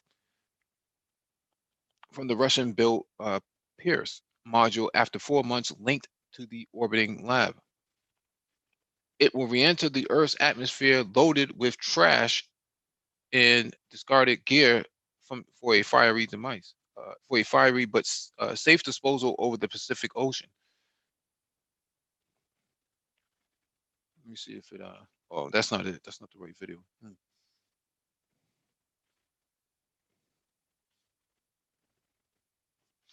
This is interesting because if it had trash and poop and stuff on there, and it supposedly went over the Pacific Ocean, I'm pretty sure all of it didn't burn up. So where did all that garbage go? Pretty sure most of it burnt up. It's a spot in the Pacific Ocean that the world actually designate for satellites that's coming back into space, coming back in from space. That it's like a junkyard in the ocean that they when they not decompose but decommission satellites, they aim it at this section of the Pacific Ocean. It's like in between. It's like in the middle of nowhere. It's like in between Australia and the western side of South America. I'm pretty sure most of it burned up because you're talking about plasma, superheated gases that's burning a lot of that stuff up. Remember when what's the guy name that jumped off the edge of the atmosphere? That jumped out of the balloon at the edge of the atmosphere. Felix. Yeah, Felix Baumgartner. Right. Remember all that? Remember he was almost wearing a spacesuit because on his way back to Earth, he would have encountered, if he was just naked, he would have not only would have been hard to breathe, but he would have encountered a whole lot of. He would have been dead by the time he came back. Yeah, but I'm just wondering. I mean, why don't they just like put the poop inside of like a inside a container and just put it out the window of the space station and let the aliens deal with it or something like that? It's already too much stuff up there. Now you got to deal with poop. I think the aliens would be like, you know what? Okay, this is literally the last straw right here. I mean, who gives a shit? Ayo. Ew.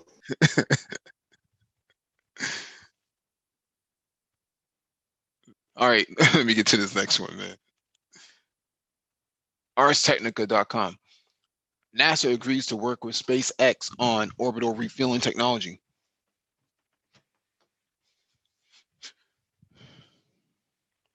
On Tuesday afternoon, NASA announced 19 new partnerships with 10 U.S. companies to help bring more cutting-edge technologies closer to production use in spaceflight.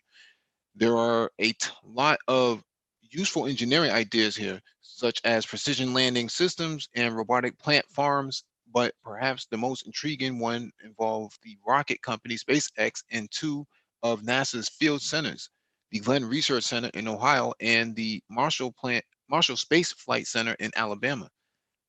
SpaceX will work with Glenn and Marshall to advance technology needed to transfer propellant in orbit, an important step in the development of the company's Starship space vehicle, the NASA News release states. This is significant. This is a significant announcement for reasons both technical and political. For its part, NASA welcomed the opportunity to help advance for its part, SpaceX welcomed the opportunity to help advance NASA's Artemis program, which NASA hopes will send humans to the moon by 2024 and later on to Mars. We believe SpaceX fleet of advanced rockets and spaceships and spacecraft, including Falcon Heavy and Starship, are integral to accelerating NASA's lunar and Mars plans, a company spokesperson told us. One of the SpaceX's principal engineers behind the Starship project, Paul Wooster, has identified orbital refueling as one of the most difficult technology challenges the company will have to overcome in order to realize its Mars ambitions. Under some scenarios by which the company aims to send humans to Mars, a super heavy rocket would launch a Mars bound Starship to low Earth orbit. At that point, the spacecraft would need to top its fuel tanks back up in order to get its payload all the way to the red planet. It's estimated that 5 Starship launches worth of fuel as payload would be required to refuel a single Mars-bound Starship in low Earth orbit. And this would involve the transfer of hundreds of tons of methane and liquid oxygen. Such refueling technology would also be useful for others besides NASA. I've got a stack of studies that go from the floor to the ceiling that list the critical technologies needed for humans to become long-term explorers in deep space, and in space refueling is always on the list, said Bobby Braun, a former chief technologist at NASA who is now the dean of College of Engineering and Applied Sciences at the University of Colorado Boulder. It's the key for sustainability. The new partnership recognizes SpaceX's maturity as a leading space transportation company, Braun said.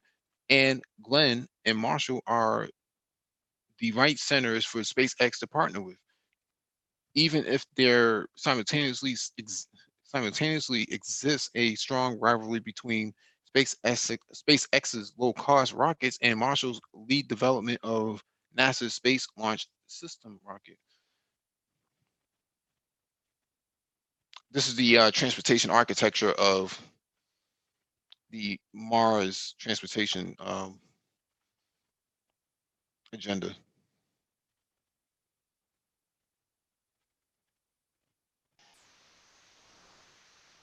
Okay, so what they're saying is to get to Mars is going to be between 6 months and a year.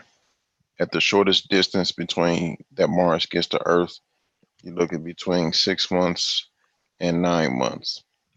That's a long journey. There's no distance on Earth that you can gauge the distance between Earth and Mars or Earth anywhere in space. So right now for us, it's pretty incomprehensible. We can say the miles, but until you make that journey, you can't quantify it. Mm-hmm. You're gonna need a lot of chemical propulsion to make that journey. Meaning, the rocket that you're gonna have on a strap at the back of that ship to make that journey to Mars is going to be an absolute huge rocket filled with chemical rocket on jet fuel. The problem is when rockets goes into space, 80%, 80 to almost 90% of the mass of that rocket is fuel just to escape Earth's atmosphere, Earth's gravity. So when you have a spaceship going to Mars, what you're going to do is you're going to have a spaceship and a rocket strapped at the back.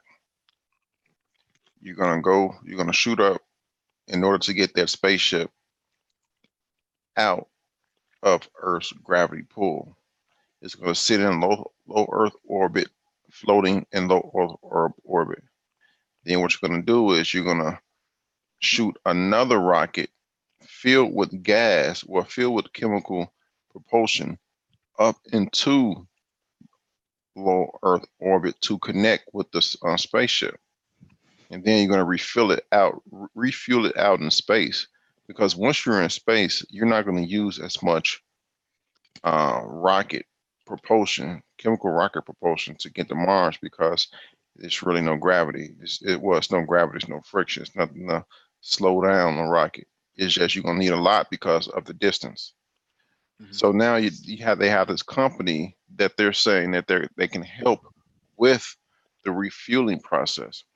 Now, this technology that we're using now, even though it seems advanced, in the grand scope of things of future space travel is pretty archaic. It's very archaic. But that's the only thing we can do now to get to start this space exploration.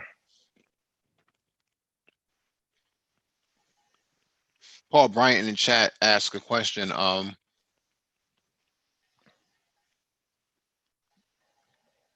What his question go?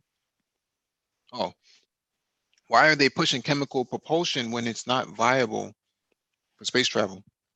It's not chemical propulsion is not viable for space travel because you will need all your you to go any distance in space. You're gonna have to bring all your propulsion with you, or you're gonna have to stop off at places, asteroids that has chemical um, elements there that you can make propulsion from. Imagine you're in a car and you're going from New York to LA, but there's no gas stations in between New York to LA. You're gonna need to bring all your gas with you, unless you can stop off at a cornfield and make ethanol. And you bring the the equipment with you for you to do that. That's the same exact thing in space.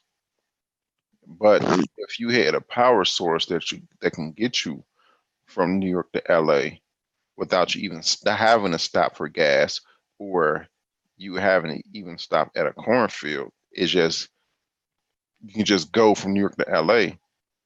That is what what our space exploration, what space exploration period will need start to go any long amounts of distance. All right, this next one is from fastcompany.com. Tech beyond Silicon Valley. Atlanta is America's new startup capital, and the best workplaces for innovators aren't all in the Bay Area. 5 years ago, Fast Company published a profile of entrepreneur Tristan Walker, a Foursquare veteran who was building a shaving and skincare business called Walker and Company. Written by contributor J.J. McCorvey, it was a candid portrayal of an African American founder trying to make his way in Silicon Valley, a place with a grim record on racial inclusion, despite the fact that so many of the iconic companies founded there consider themselves to be models of meritocracy.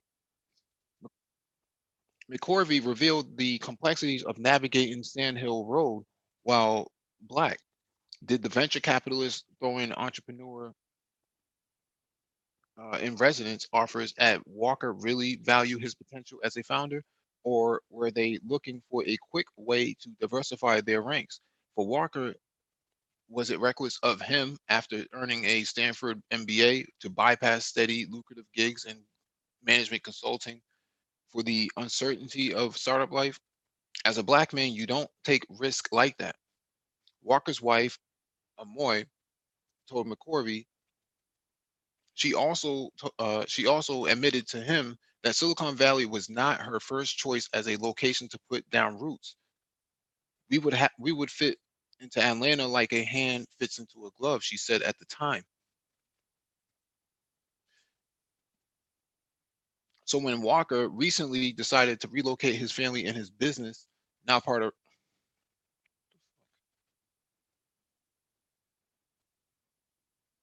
now part of Procter and Gamble, to Atlanta, McCorvey caught up with him to learn why and to investigate what is happening within the city's robust entrepreneurial ecosystem.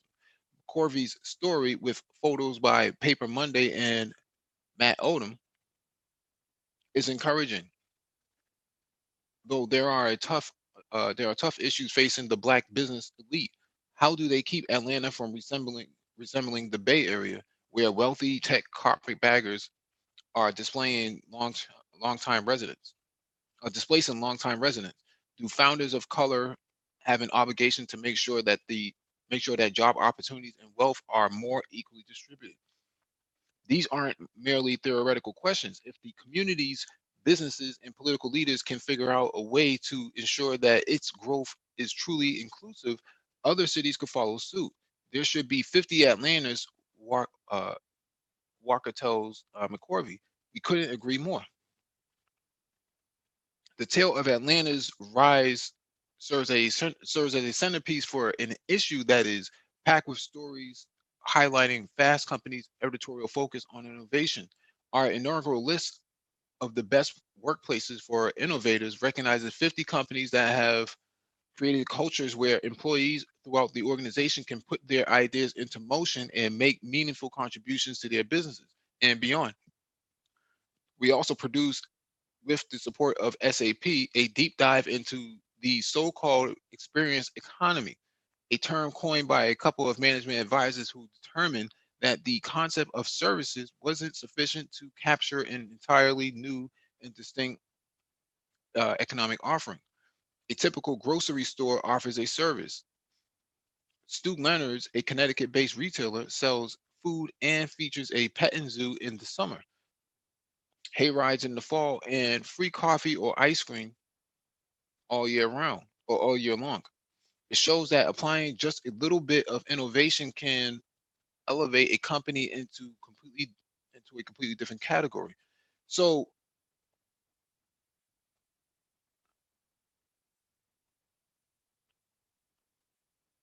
it's always good to see a beautiful black couple. So I just want to stare at that picture for a few seconds. Yeah, Silicon Valley still has its racial issues, as we've noted many times on different articles since last year. This is still a growing problem, whether it's Facebook, Google, um, Amazon. You still have all of these racial issues, even in very liberal environments for Black men. I should say for Black people, but especially Black men. So I'd be curious to know anybody else's opinion on this on the panel. Yeah, can anyone hear me? Yeah, jump right in, brother. Yeah, it's funny because I was just in Atlanta last summer, Hmm. and although I do agree with a lot what was said in this article, um, the first glaring issue I saw when I was in Atlanta, and that was the first time I had been in Atlanta since I was in my very early 20s, and I was in downtown Atlanta, and I'll never forget it because if you go downtown Atlanta, so that I think that was MLK Drive, the major street there, but soon as you get down there, as soon as you get off the major interstate, you see nothing but homeless black males on the streets, under the viaducts, just out on the streets. They're urinating on the streets. There's feces on the street. I mean, it was glaringly obvious that Atlanta is what I would call it reminded me a lot of Chicago in a way, where it's kind of really the tale of two cities. Um, where you have if you go north, and I want to say maybe northeast, I believe, in Atlanta, around that DeKalb area, I believe. You have Emory, and you have the CDC, and I mean that place that area is probably lily white. I mean, there are black folks there, don't get me wrong, but it's very clear that if you go north to south in Atlanta, south is where you find what's the one major area, Buckhead or whatever. That's where Yeah, black folks are.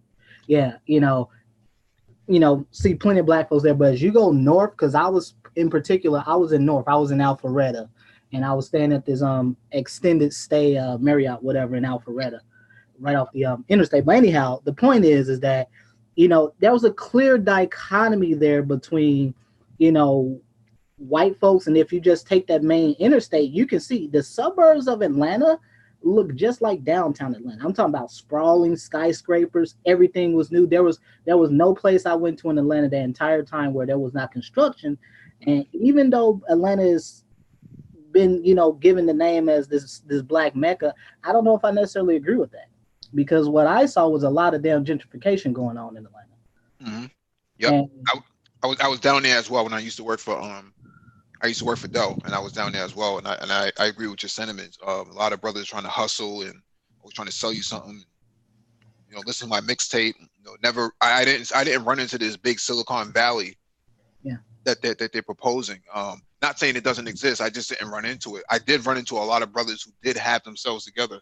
I mean, yeah. I mean, at an individual level, certainly, Yeah, lots of yeah. brothers down there, they getting it in. They, they getting the job done. I mean, I remember, like I said, when I was there, I went by Killer Mike's barbershop, just checked him out, got my hair cut there. I mean, but I remember just driving through there because like I said, I visited Morehouse, I visited Georgia State, I visited Emory and the CDC because I don't know if people are familiar with the history of the CDC, but the CDC was actually given its building by Emory University back in the early 1900s. Emory actually owned the land that they gave to the federal government that later became the CDC. Used to be called something else, but anyhow, with that said, like if you go, I can't remember exactly where it was at, but if you see that Mercedes-Benz Stadium, you can see this damn stadium from from damn near any place on the highway.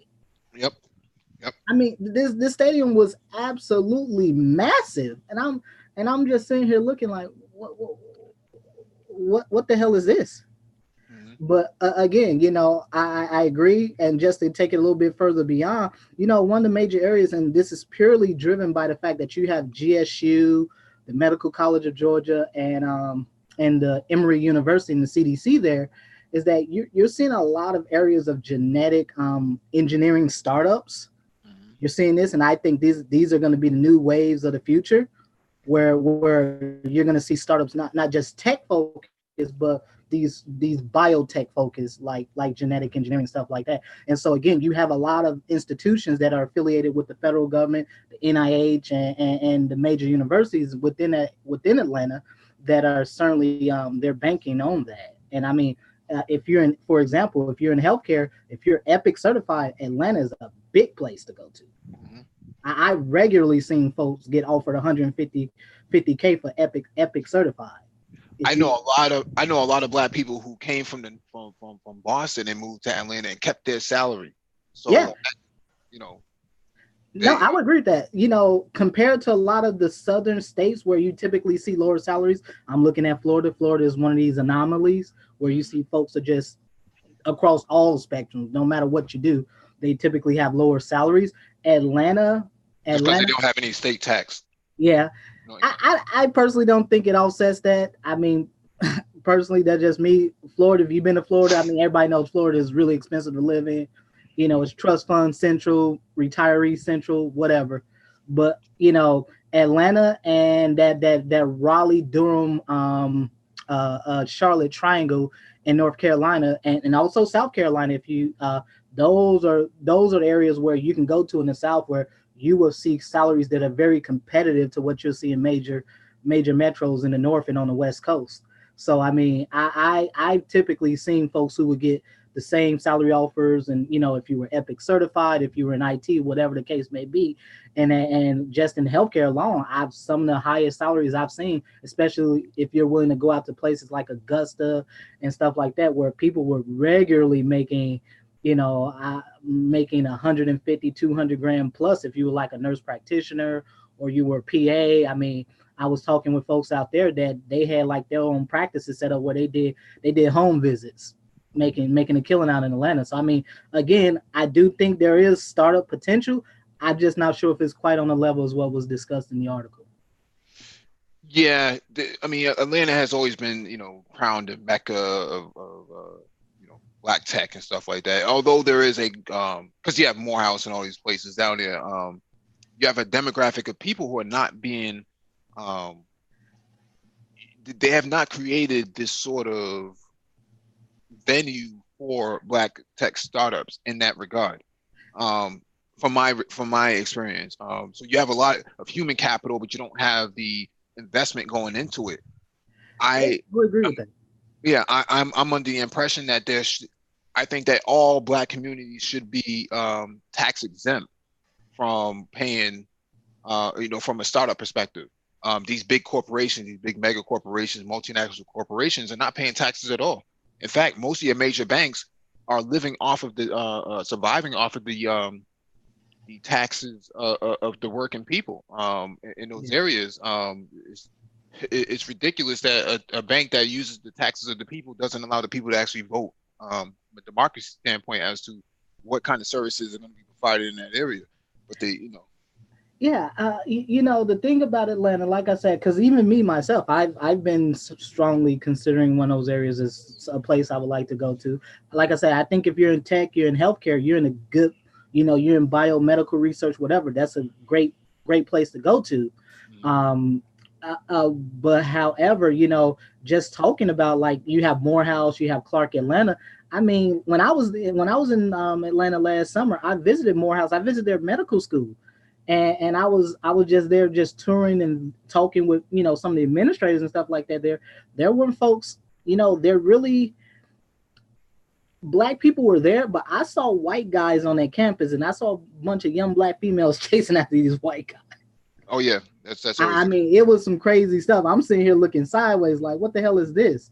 Mhm. But however, Mhm. you know, if you compare it against GSU, Georgia State University, which is right in the central downtown area, I mean, you walk right outside. I mean, they built brand new campus, brand new dorms. I mean, there was a ton of construction going on in that area, but just literally right outside the main admissions office, you got homeless people sitting right out there. You got homeless brothers just sitting right out there, and you got all these young college students out here just walking around. You would never think that was happening, but then you just look literally right at your feet. There are homeless black males out there. Mhm. On top of the fact that I just think that again, as much as I think there is a place for HBCUs. I think they've hella dropped the ball over the last few decades, Mhm. but I don't think they're a major player in Atlanta. I'm just gonna keep it honest with you. What I saw there, the folks that I talked to, because I know folks at Emory, I know folks at GSU, and I'm telling you, I don't think they're major players in the area. I just don't. I Mhm. mean, anybody's ever been to that, been over to Morehouse, where is that? I mean, it's in the hood. Yeah, it's in the hood. Mhm. And it's a stark difference between where Morehouse is at, and then you go to around where Emory or GSU is at. Mhm. All right, let me get to this next article. This one's from fastcompany.com again. Atlanta's tech founders are changing the entrepreneurship in America. Can they avoid Silicon Valley's mistakes? So we just read an article that was very similar to the last one. Look at this man, Tristan Walker says, as he leans into the wooden lawn chair in his backyard. He forms his thumbs and index fingers into a rectangle and squints through it at a 7-bedroom literal house on a hill before us. It's a warm April afternoon, too early yet for Georgia's notorious swelter. Blues singer Tyrone Davis's "Baby Can I Change My Mind" plays from a a Bluetooth speaker that doubles as a sleek outdoor light. When I was 20 years old and I was like, what does this vision of my world look like? He recalls, this frame is it. Interesting. Walker and his family have been in this house in Atlanta's northern Buckhead neighborhood for all of 2 weeks. It's the first time the Queens, New York native has had a backyard, and he's been stringing lights, planting, I don't even know what that says, hydrangeas,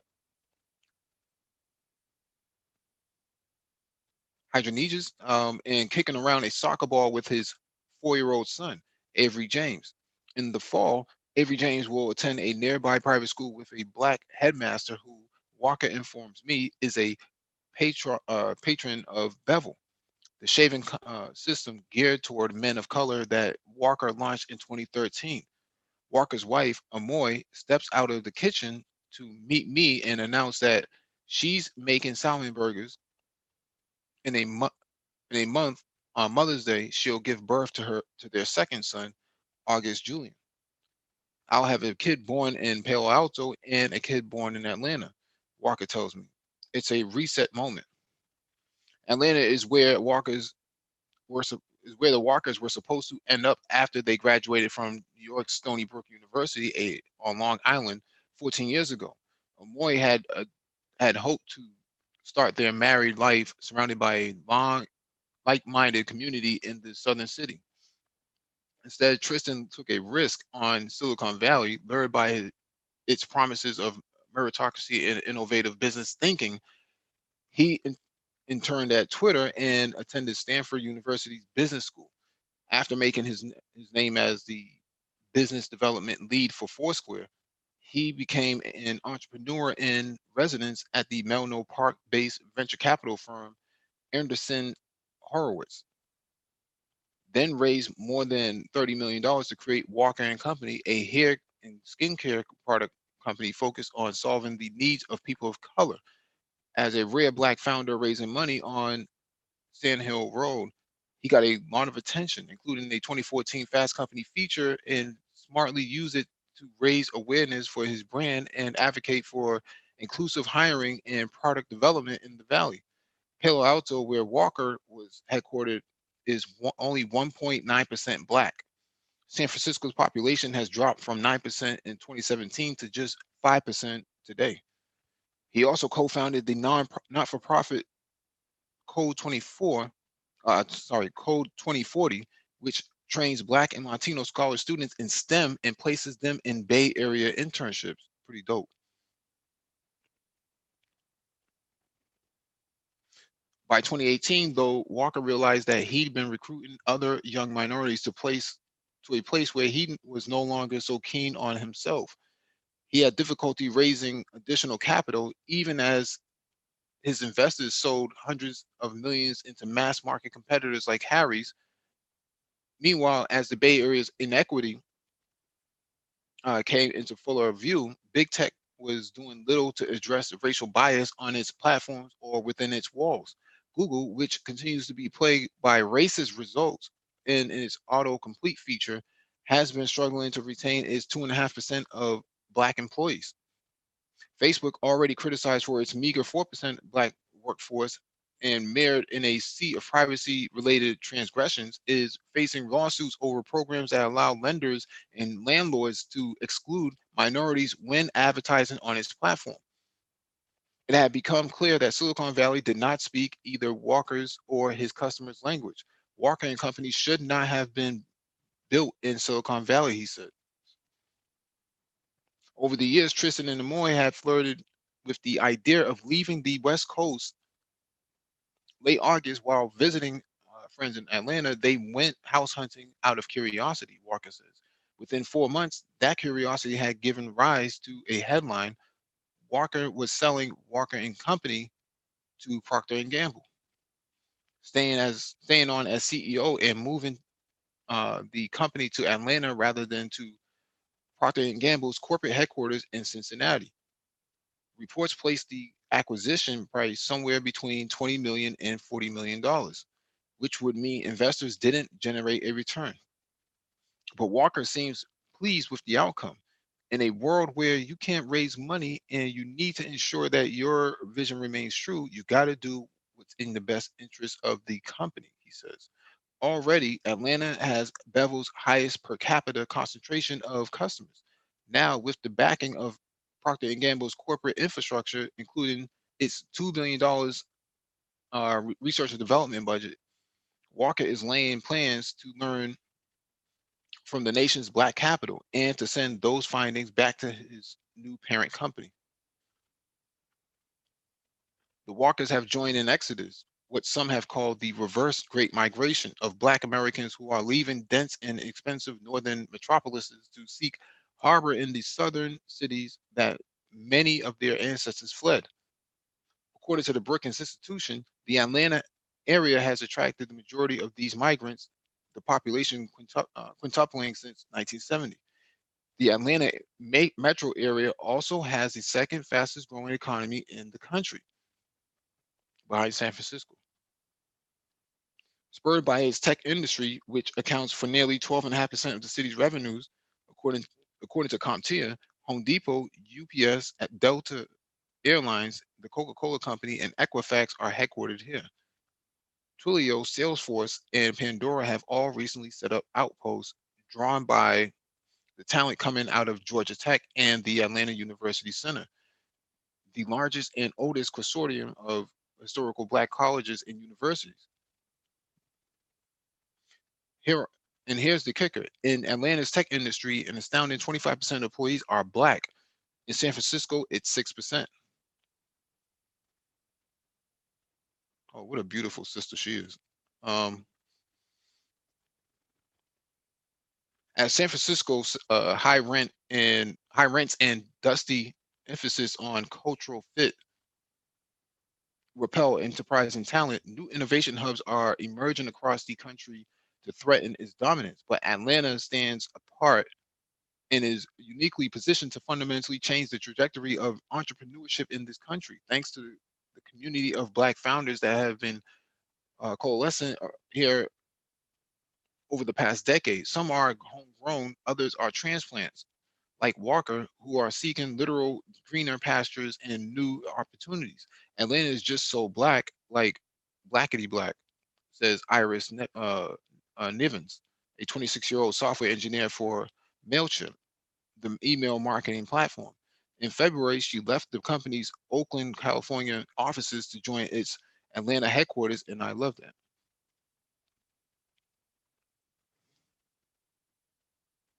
This is a pretty this is an extremely long article. I'm going to drop it in the chat so that you all can read it on your own. Um,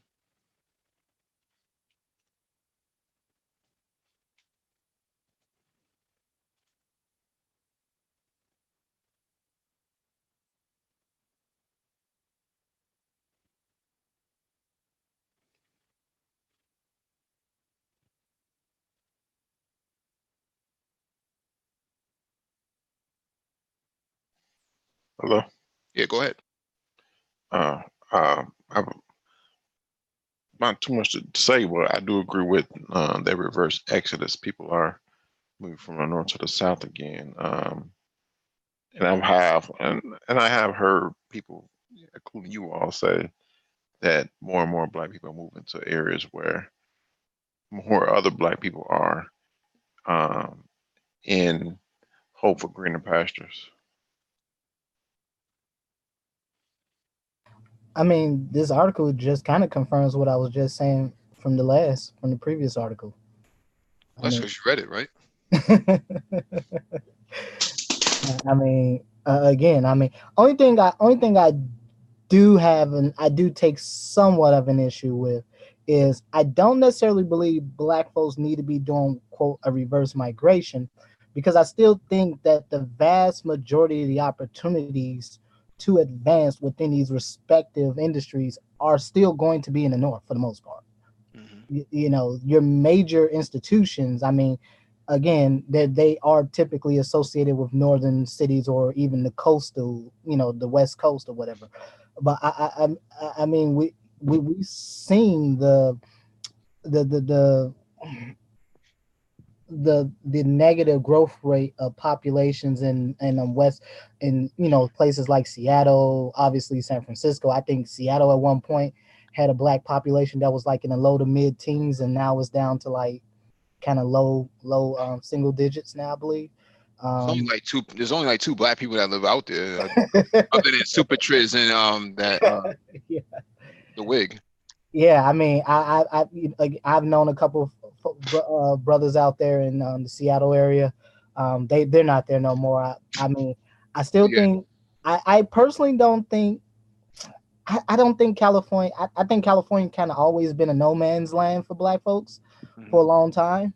I think it's been done for Black folks in California for decades now. I mean, if Black folks needed confirmation of that, just look at the craziness that we've been seeing coming out of California over the last decade or so. Mm-hmm. I mean, um, however, I think cities like, for example, where I'm from, where I grew up at in Chicago, Mm-hmm. these are cities where you still have a very sizable Black population. Now, I will admit, Chicago has been experiencing a negative Black population growth, but in general, Chicago has been experiencing a negative population growth, but is becoming more affluent because just by nature, you just have a lot of major institutions within a pretty within, you know, they're within pretty close proximity of each other. And so again, you know, it's becoming a place where, you know, it's really for the highly educated, highly skilled. And again, you know, I mean, you see the same thing in places like New York. And so, although I will say, as a whole, the opportunities are great, and may even to an extent, depending on what industry you're in, might be better in the South.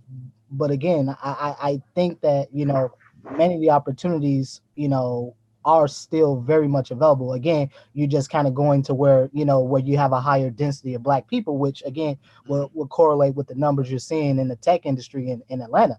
You have a fairly high black population, so I would think it would be reflective of that, you know, as opposed to a place like San Francisco or Seattle or something like that. Yeah, yeah, yeah. And the thing is, man, like the article was pointing out that, you know, the racial bias and investment, it's crazy.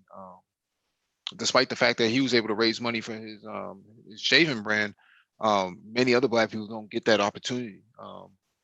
Especially black men, for whatever reason, they just have an aggressive posture, uh, you know, towards black men trying to do anything positive. I find Because that to be I very think interesting. I think the fundamental problem is that, you know, they understand if a black man, you know, you brothers are highly skilled in what you do, highly educated. You know, if a black man typically present in those arenas, there's a very good chance he didn't really have no help. He got there on his own accord. He didn't have no buddy sending HR or some recruiter or somebody higher up, you know, that recommended him to such and such, and that person got him in. No, there's a 9 times out of 10, the brothers you see in these arenas, they got there because they were just skilled and talented, Mhm. plain and simple. They got there on their own accord. And so again, you know, the likelihood that, you know, these brothers get what they want, they get the funding, they get the capital that they need, they're going to put other black folks on. And again, this is competition, this is anti-competition, because historically we have seen that when black males really get about their business and they get on, you know, they really do the thing, they tend to do it, we tend to do it better than everybody else. Mhm. And so whether, you know, you know, we think about stuff like tech, and we think about, you know, medicine and healthcare and stuff like that. I mean, these are areas where, you know, many of the innovations that came out of these areas came through the minds of black people. Right, right, right. And you take into consideration for black men. I mean, this has been talked about long, but I think even Dick Gregory talked about this years, decades ago. Um, you get a black man 6 feet tall, handsome, well groomed, and is competitive in those areas, can, you know, has the same level of education, if not more, than his white male counterpart. That guy's a problem. That guy is a serious problem. I don't even think you need to be 6 feet tall, brother. I just think you just need to be a black man about your business and people know you're No, serious. And I think the choosing, whether it's the non-black females, the choosing happens all the time. That's why you go to many of these big you know, these big, you know, corporations and institutions. Typically you see some effeminate or a gay male in those positions. You don't see, you know, what would be considered the definition of a heterosexual black male. In fact, I would think we're kind of an endangered species in that regard. well, even I mean, I never really pay attention too much to this whole. I do. I don't. You know, I'm saying I don't give any credence to that, because I see how brothers are treated in and outside of the office. You know, in the black community, you're a sellout, you're a coon for working at IBM, and then when you get to IBM, you know, you're met with a lot of resistance, for being there. So you can't win for losing around these parts, man. Yeah, Those I agree with that. those you know, those effeminate and gay black males, man, those are the guys, those are the spook who sit by the door. And it should be commended for opening up opportunities to other black people, for getting in, and when they do have the opportunity to do so. Yeah, it's funny you talk about IBM, because I mean, I'm sure I know you brothers know on the panel and in the chat, but IBM created some of your first black executives in the tech industry. I mean, there were so many black executives that came about at IBM in the 80s and you know, the 90s, you know, the heyday of IBM. You know, I think, what was it? Beyonce Knowles' father was one of them. Hmm. You know, a lot of, you know, I think, what was it, Cory Booker, his parents were executives in IBM. So I mean, you've had IBM that has had a long history of creating some of the first black executives within the tech industry, and you know, obviously we're not seeing that now. And I think when obviously we all know the numbers of, you know, for Google and, you know, Facebook and stuff like that. Actually, if I remember, if memory serves me correctly, I believe Samsung has probably more black employees percentage wise than Google and Facebook. Yeah. No, the problem is that with Google, Facebook is that they bring um these sort of I don't even know if you can call them liberals, man, but you know, hipster racists, man. Yeah. Very much in the center of progress, but also are saboteurs of the progress of black men coming into these areas. For whatever reason, they seem to have a Yeah, strong I, disposition towards any black man who's more educated or has more knowledge than they do, or has equal knowledge to themselves. A lot of microaggressions coming out of them, and I just saw an article this morning about how to deal with conflict resolution with the sort of liberal racists who yeah, walk around the office. yeah, I would agree with that. I certainly say within my field, within healthcare, you definitely see that in healthcare. You know, especially, you know, again, you know, I talked about this with the brother Supertriz. I mean, these are things that, you know, if you're black, you know, if you're a black male and you're in healthcare, you know, you're in nursing, where we're literally probably like 1% of all nurses. You know, for example, I mean, you know, you're it.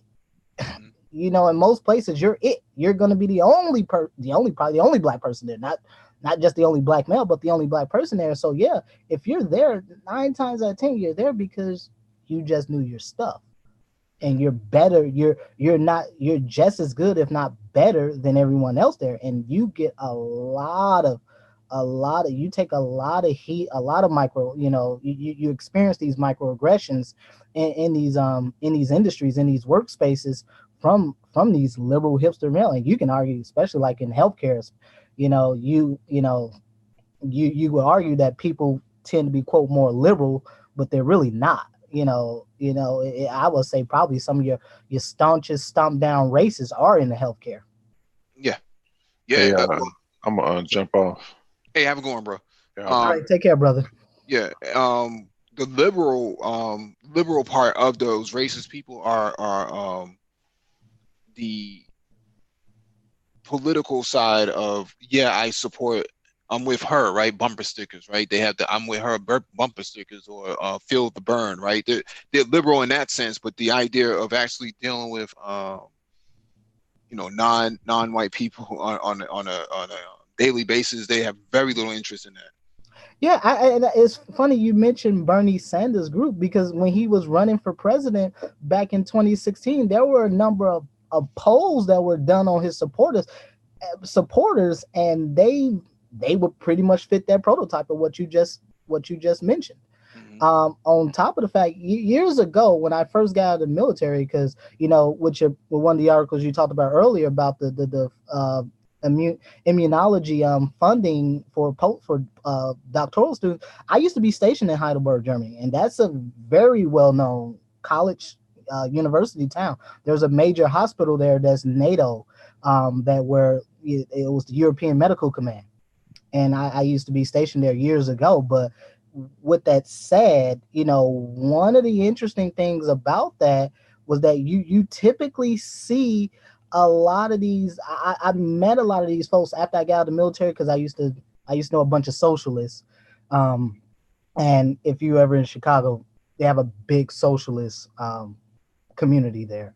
But I used to know a bunch of socialists. But these folks, these are what I would call your quintessential let's save the planet, let's save everyone, but then we just pretend like white supremacy and racism doesn't exist. While we exhibit the same types of behavior and patterns that are consistent with even some of your Strom Thurmond type of white supremacists.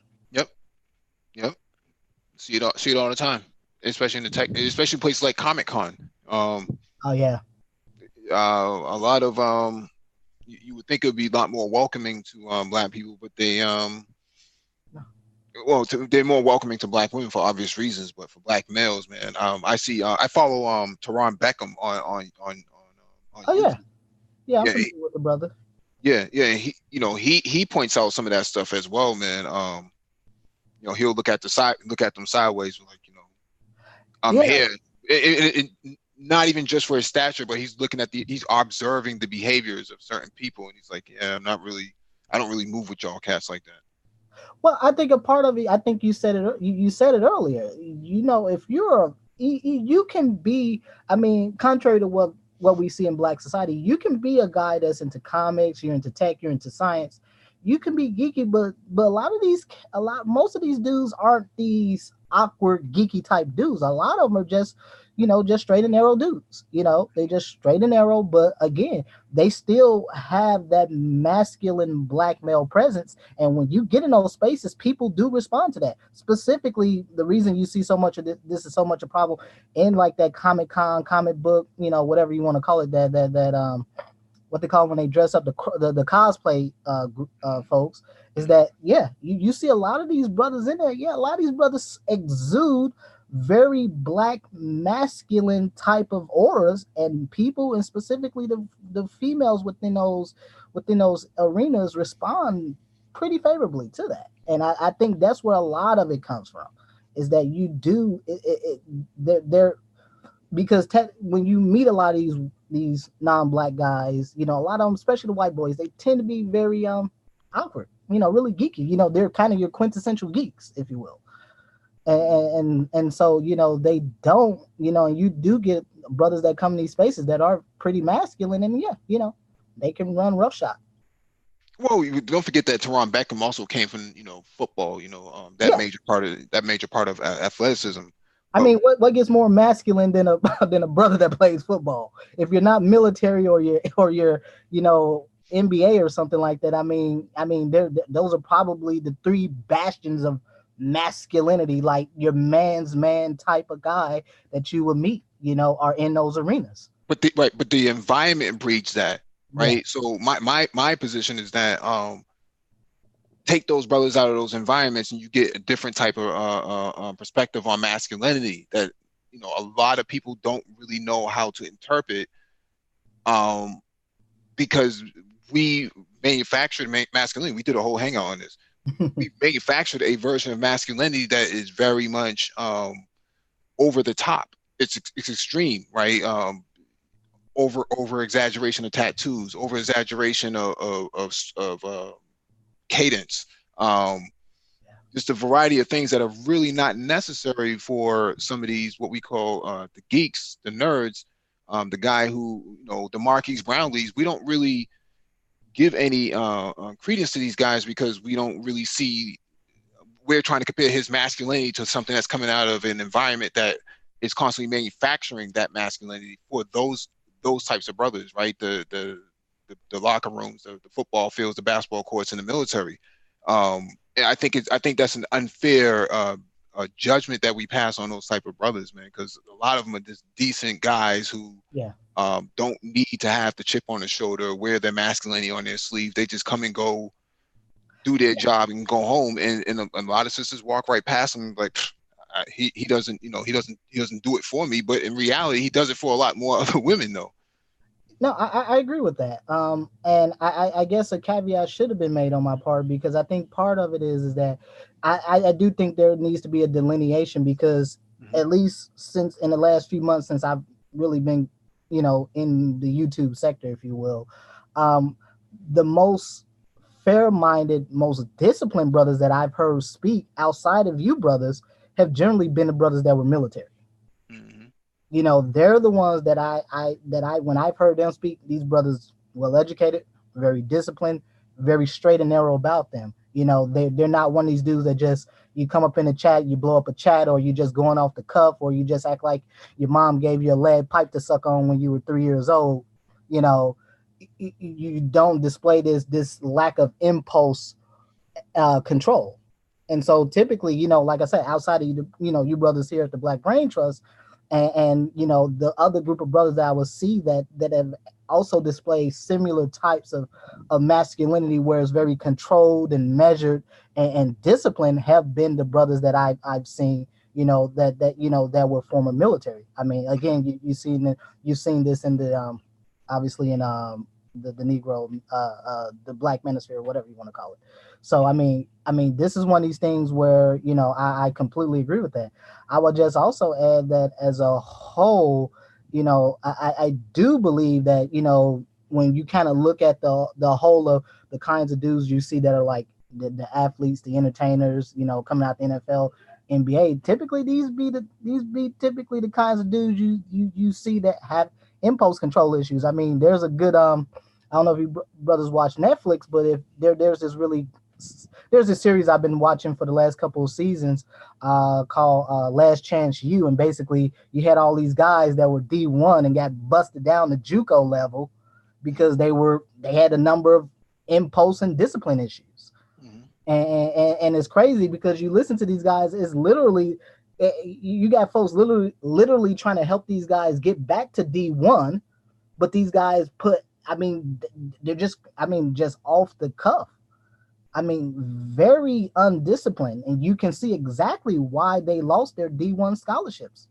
You can see exactly why. Just a minute or two of hearing them talk and just seeing the way they behave, you can see exactly why these guys lose that stuff. And so again, I think when you just consider what we consider to be masculine and how that's interpreted in these professional spaces like Silicon Valley, in the tech industry, in the healthcare industry, again, I think people are kind of more expecting those kinds of guys. But when you meet a measured black man that's not going off the cuff, doesn't act like some ADHD lead pipe crack baby, people don't know how to deal with that. Yeah, DeMarcus Cousins, Meta World Peace, those type of cats, man. Your Aaron Hernandez, I'm gonna kill somebody today. That's sort of, yeah, that sort of masculinity is not welcomed in the workplace because it's volatile. Who wants to be around a person that's volatile like that? It's not. Even I don't want to be around a firecracker. A person like that because you don't know what their temperaments are. I've seen fights in the I shouldn't say fights, but I've seen chest bumping in the workplace, man. Too much masculinity is poured into that one environment, especially security operations centers, man. It's a powder keg waiting to happen. No, I would agree with that. In healthcare, you can't be off the cuff like that. You will get your, whether you're a physician, a nurse, or whatever the case may be, you will get your license yanked in a heartbeat. You do crazy stuff like that. You cause people it can potentially cost somebody their lives. You can seriously maim someone. I mean, you have to be measured. You have to be able to work under pressure and to work under very extreme circumstances where literally people are literally dying in front of you, and you have to show some level of measured capability. Mm-hmm. Yeah, ain't no cracker gonna tell me what to do. Jive turkey. All that stuff. That stuff is not welcome in those type of environments. You have to be able to adapt to the energy within the environment itself. So in those environments, they're very, very much passive for the most part. A lot of passive aggression is involved in those environments, which is where you get the microaggressions from white people. But for black men, you're walking on eggshells everywhere. So I've heard people on different hangouts say, well, I just like a man who knows his masculinity and this about masculinity. There's always some female that always tries to benchmark masculinity. You cannot benchmark masculinity in the black community because the environment is manufacturing a sort of masculinity that is not necessary for anything outside the community itself. I mean, Trayvon Martin knew how to slap box because his father taught him how to slap box, but slap boxing George Zimmerman cost him his life. And a lot of black people don't take into consideration all of these forms of of masculinity that they think that they're teaching to their sons, is not applicable in the workplace, especially in places like IBM and Google and places like that. You can't slap box your manager because you don't agree with him or because he said something to you. It doesn't work like that. I mean, again, like I said before, you would get in the healthcare industry, you would get dismissed quickly. I mean, you would not only will you get dismissed, you'd get brought up on ethics complaints, violations. You'd be going to a state board of medicine, a state board of nursing. People putting you on probation. You're getting you're in jeopardy of having your license yanked. I mean, you have to be able to, and I think this is standard operating procedure for just the workplace in general. You do kind of have to sort of be passive aggressive, but in that passive aggressiveness, black men need to learn how do you use your words as weapons. Because see, a lot of folks will say little slick stuff to you, and a lot of brothers, because they're not used to operating those kinds of environments. You just go off the cuff. And when I was a 19-year-old kid, sitting in the military, been in Iraq, I mean, I get put in charge of. I was a medic, and I'm getting put in charge of medical services for an entire group of EOD techs and infantry guys. I'm a 19-year-old kid sitting in Iraq doing this. Mhm. And so yeah, you have to have some level of measure capability. But where did you learn it? When you're in basic training, when that drill sergeant is in your face and he's talking trash to you, and yeah, you unfortunately, yeah, you do have to learn how to take it. But I think these are all part of just some of these growing pains of as black men, learning how do you function in these professional spaces. I'll never forget when my very first day of basic training, my drill sergeants, who were all black, and they were cool. They mentored me. I remember after I got a basic training, I went to AIT. These brothers came down to San Antonio with me. We had beers and went hanging out together. But they were super cool. But in an environment, one of the things they will always repeat to us: you are a professional soldier. You are in the or as they like to say, you're in the business of killing. This is what you do. And so there's a certain type of decorum that goes with that, a certain level of discipline that goes with that. You can't just we're not gonna give you a M4 or an M9 and throw you 300 rounds of ammunition and thinking you about to go ham, killing everybody. No, you need to have some form. You need to have discipline, and the key to this article and understanding, just as black men, how we need to understand how do we function in these spaces, and just taking these very measured approaches to operating in these professional environments. Mhm. Mhm. Well said.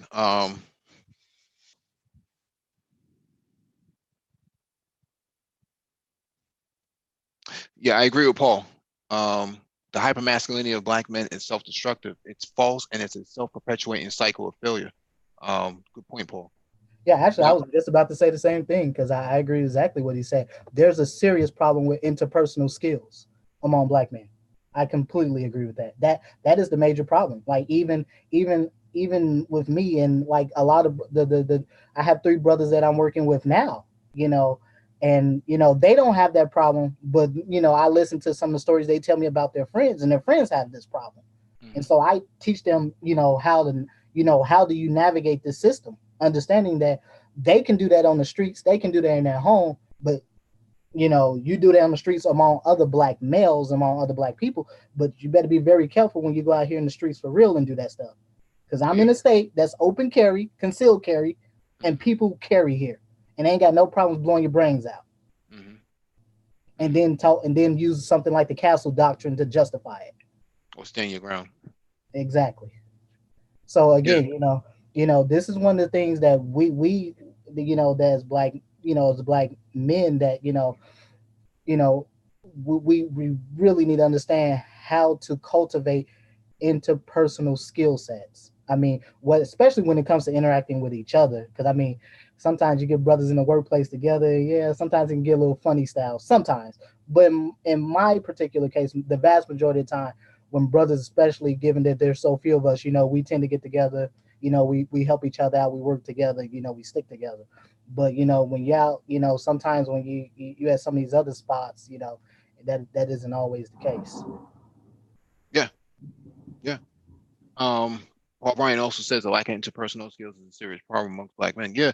Um, we talked about that cultural intelligence, emotional intelligence. You know how to measure yourself. How to measure yourself against other cultures and how to deal with other cultures. We've talked about that months ago, but the problem you see these sort of problems in the manosphere. You know, the flying off the handle. Um, I'll meet you at the airport. I'll meet you in the parking lot. It always seems to resort to violence, and I think that a lot of Black women perpetuate this sort of um, idea of masculinity for Black men, where violence and poverty and criminality are the trifecta of of uh, of um, of features built into Black masculinity, only to turn right back around and say, you know, when that same energy is now being proposed to them, that is toxic masculinity. So the very same fears that white people have of Black men, you know, they actually enjoy that masculinity for themselves. It's sort of like it's sort of like the difference between having you know, heated seats in the car. It's kind of like a luxury to them to enjoy, you know, for entertainment. And I don't think that's a good idea that Black men wear that bravado um, on, you know, with them everywhere they go, because that's the very thing that, you know, could determine whether or not you get the job in the workplace. Um, because you're exuding this sort of ideal that is not consistent with the values of an organization. And then you're wondering why they didn't call you back. You can blame racism all you want, but there's a lot of other people who don't want you in that organization either. Not, you know, not just the oppressors, but the, you know, there's people that look like you that probably don't want you around either. You know, you can jeopardize their careers as well. No, I agree with that. You know, again, these are some of the basic skills that the three young brothers I'm working with. I mean, I think the oldest one is 21, I believe, but and the other two are 18. But again, this is one of these things that helping them to understand. You know, how do you interview? You know, how do you conduct yourself in the interview? You know, how do you answer the questions? Some of the typical questions that you would get asked in the interview. You know, you always want to put your best foot forward. You want to give people your best impression because chances are you're not going to have a second chance as a Black man to do it. You're just not. Yeah, I've met Black men in tech, man, who you know, melanated as can be, but they don't have the Negro dialect, and a lot I see sisters walk right past them, you know, say snide things behind their backs because, you know, he, quote unquote, he talked like a white boy. Shout out to what's the brother who wrote the book? He talks like a white boy. The one from the Cosby Show. The brother that's the Philip. Republican, Philip. Yeah, the brother that's the Republican. Yeah, I've actually read his book. I mean, I agree with pretty much all what he said in that book. Yeah. I mean, he's right on point. I mean, this is something that we consistently see. You know, I mean, it just comes with the territory. You know, you pick your industry, you pick your profession, and there are levels of professionalism and decorum that you have to adhere to. The rules of the street, the rules of the Black street, because I put an emphasis on Black street because we find out who's really the big dog when white folks show up, because all the same dudes as far as I'm concerned. The I main thought you was dude talking about talking. the R&B group. I mean, the same folks talking the big trash are usually, you find out who your daddy is real quick when the white folks show up. Right. That's just my personal 2 cents on that. However, you know, just understanding that there's a place for that crap. You leave that stuff over there. But when you're in these professional spaces, you're in the boardrooms, you're in these meetings, you're in Silicon Valley, you're in healthcare, you pick it, there are levels of professionalism and decorum that Black men must master. Period. We have to we have to we have to master that.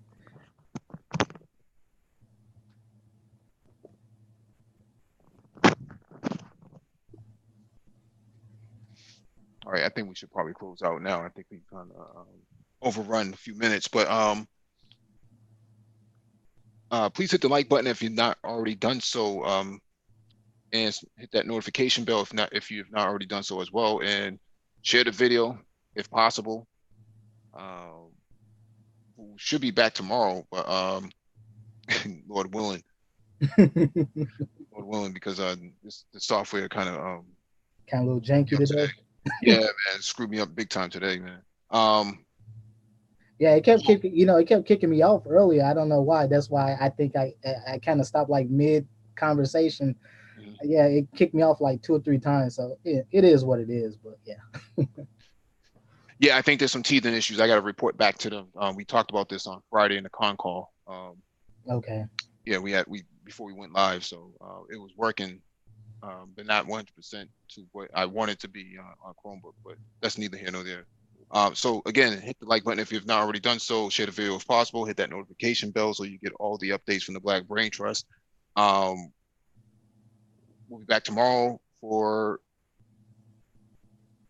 open chat. So we'll be doing open chat again. So Yeah, hopefully I'll be able to join this. I know it's been a while since I've been on a panel discussion, so hopefully I might be able to join. I don't know. So yeah, absolutely. All right, so we're out of here. Adios. all right, have a good evening.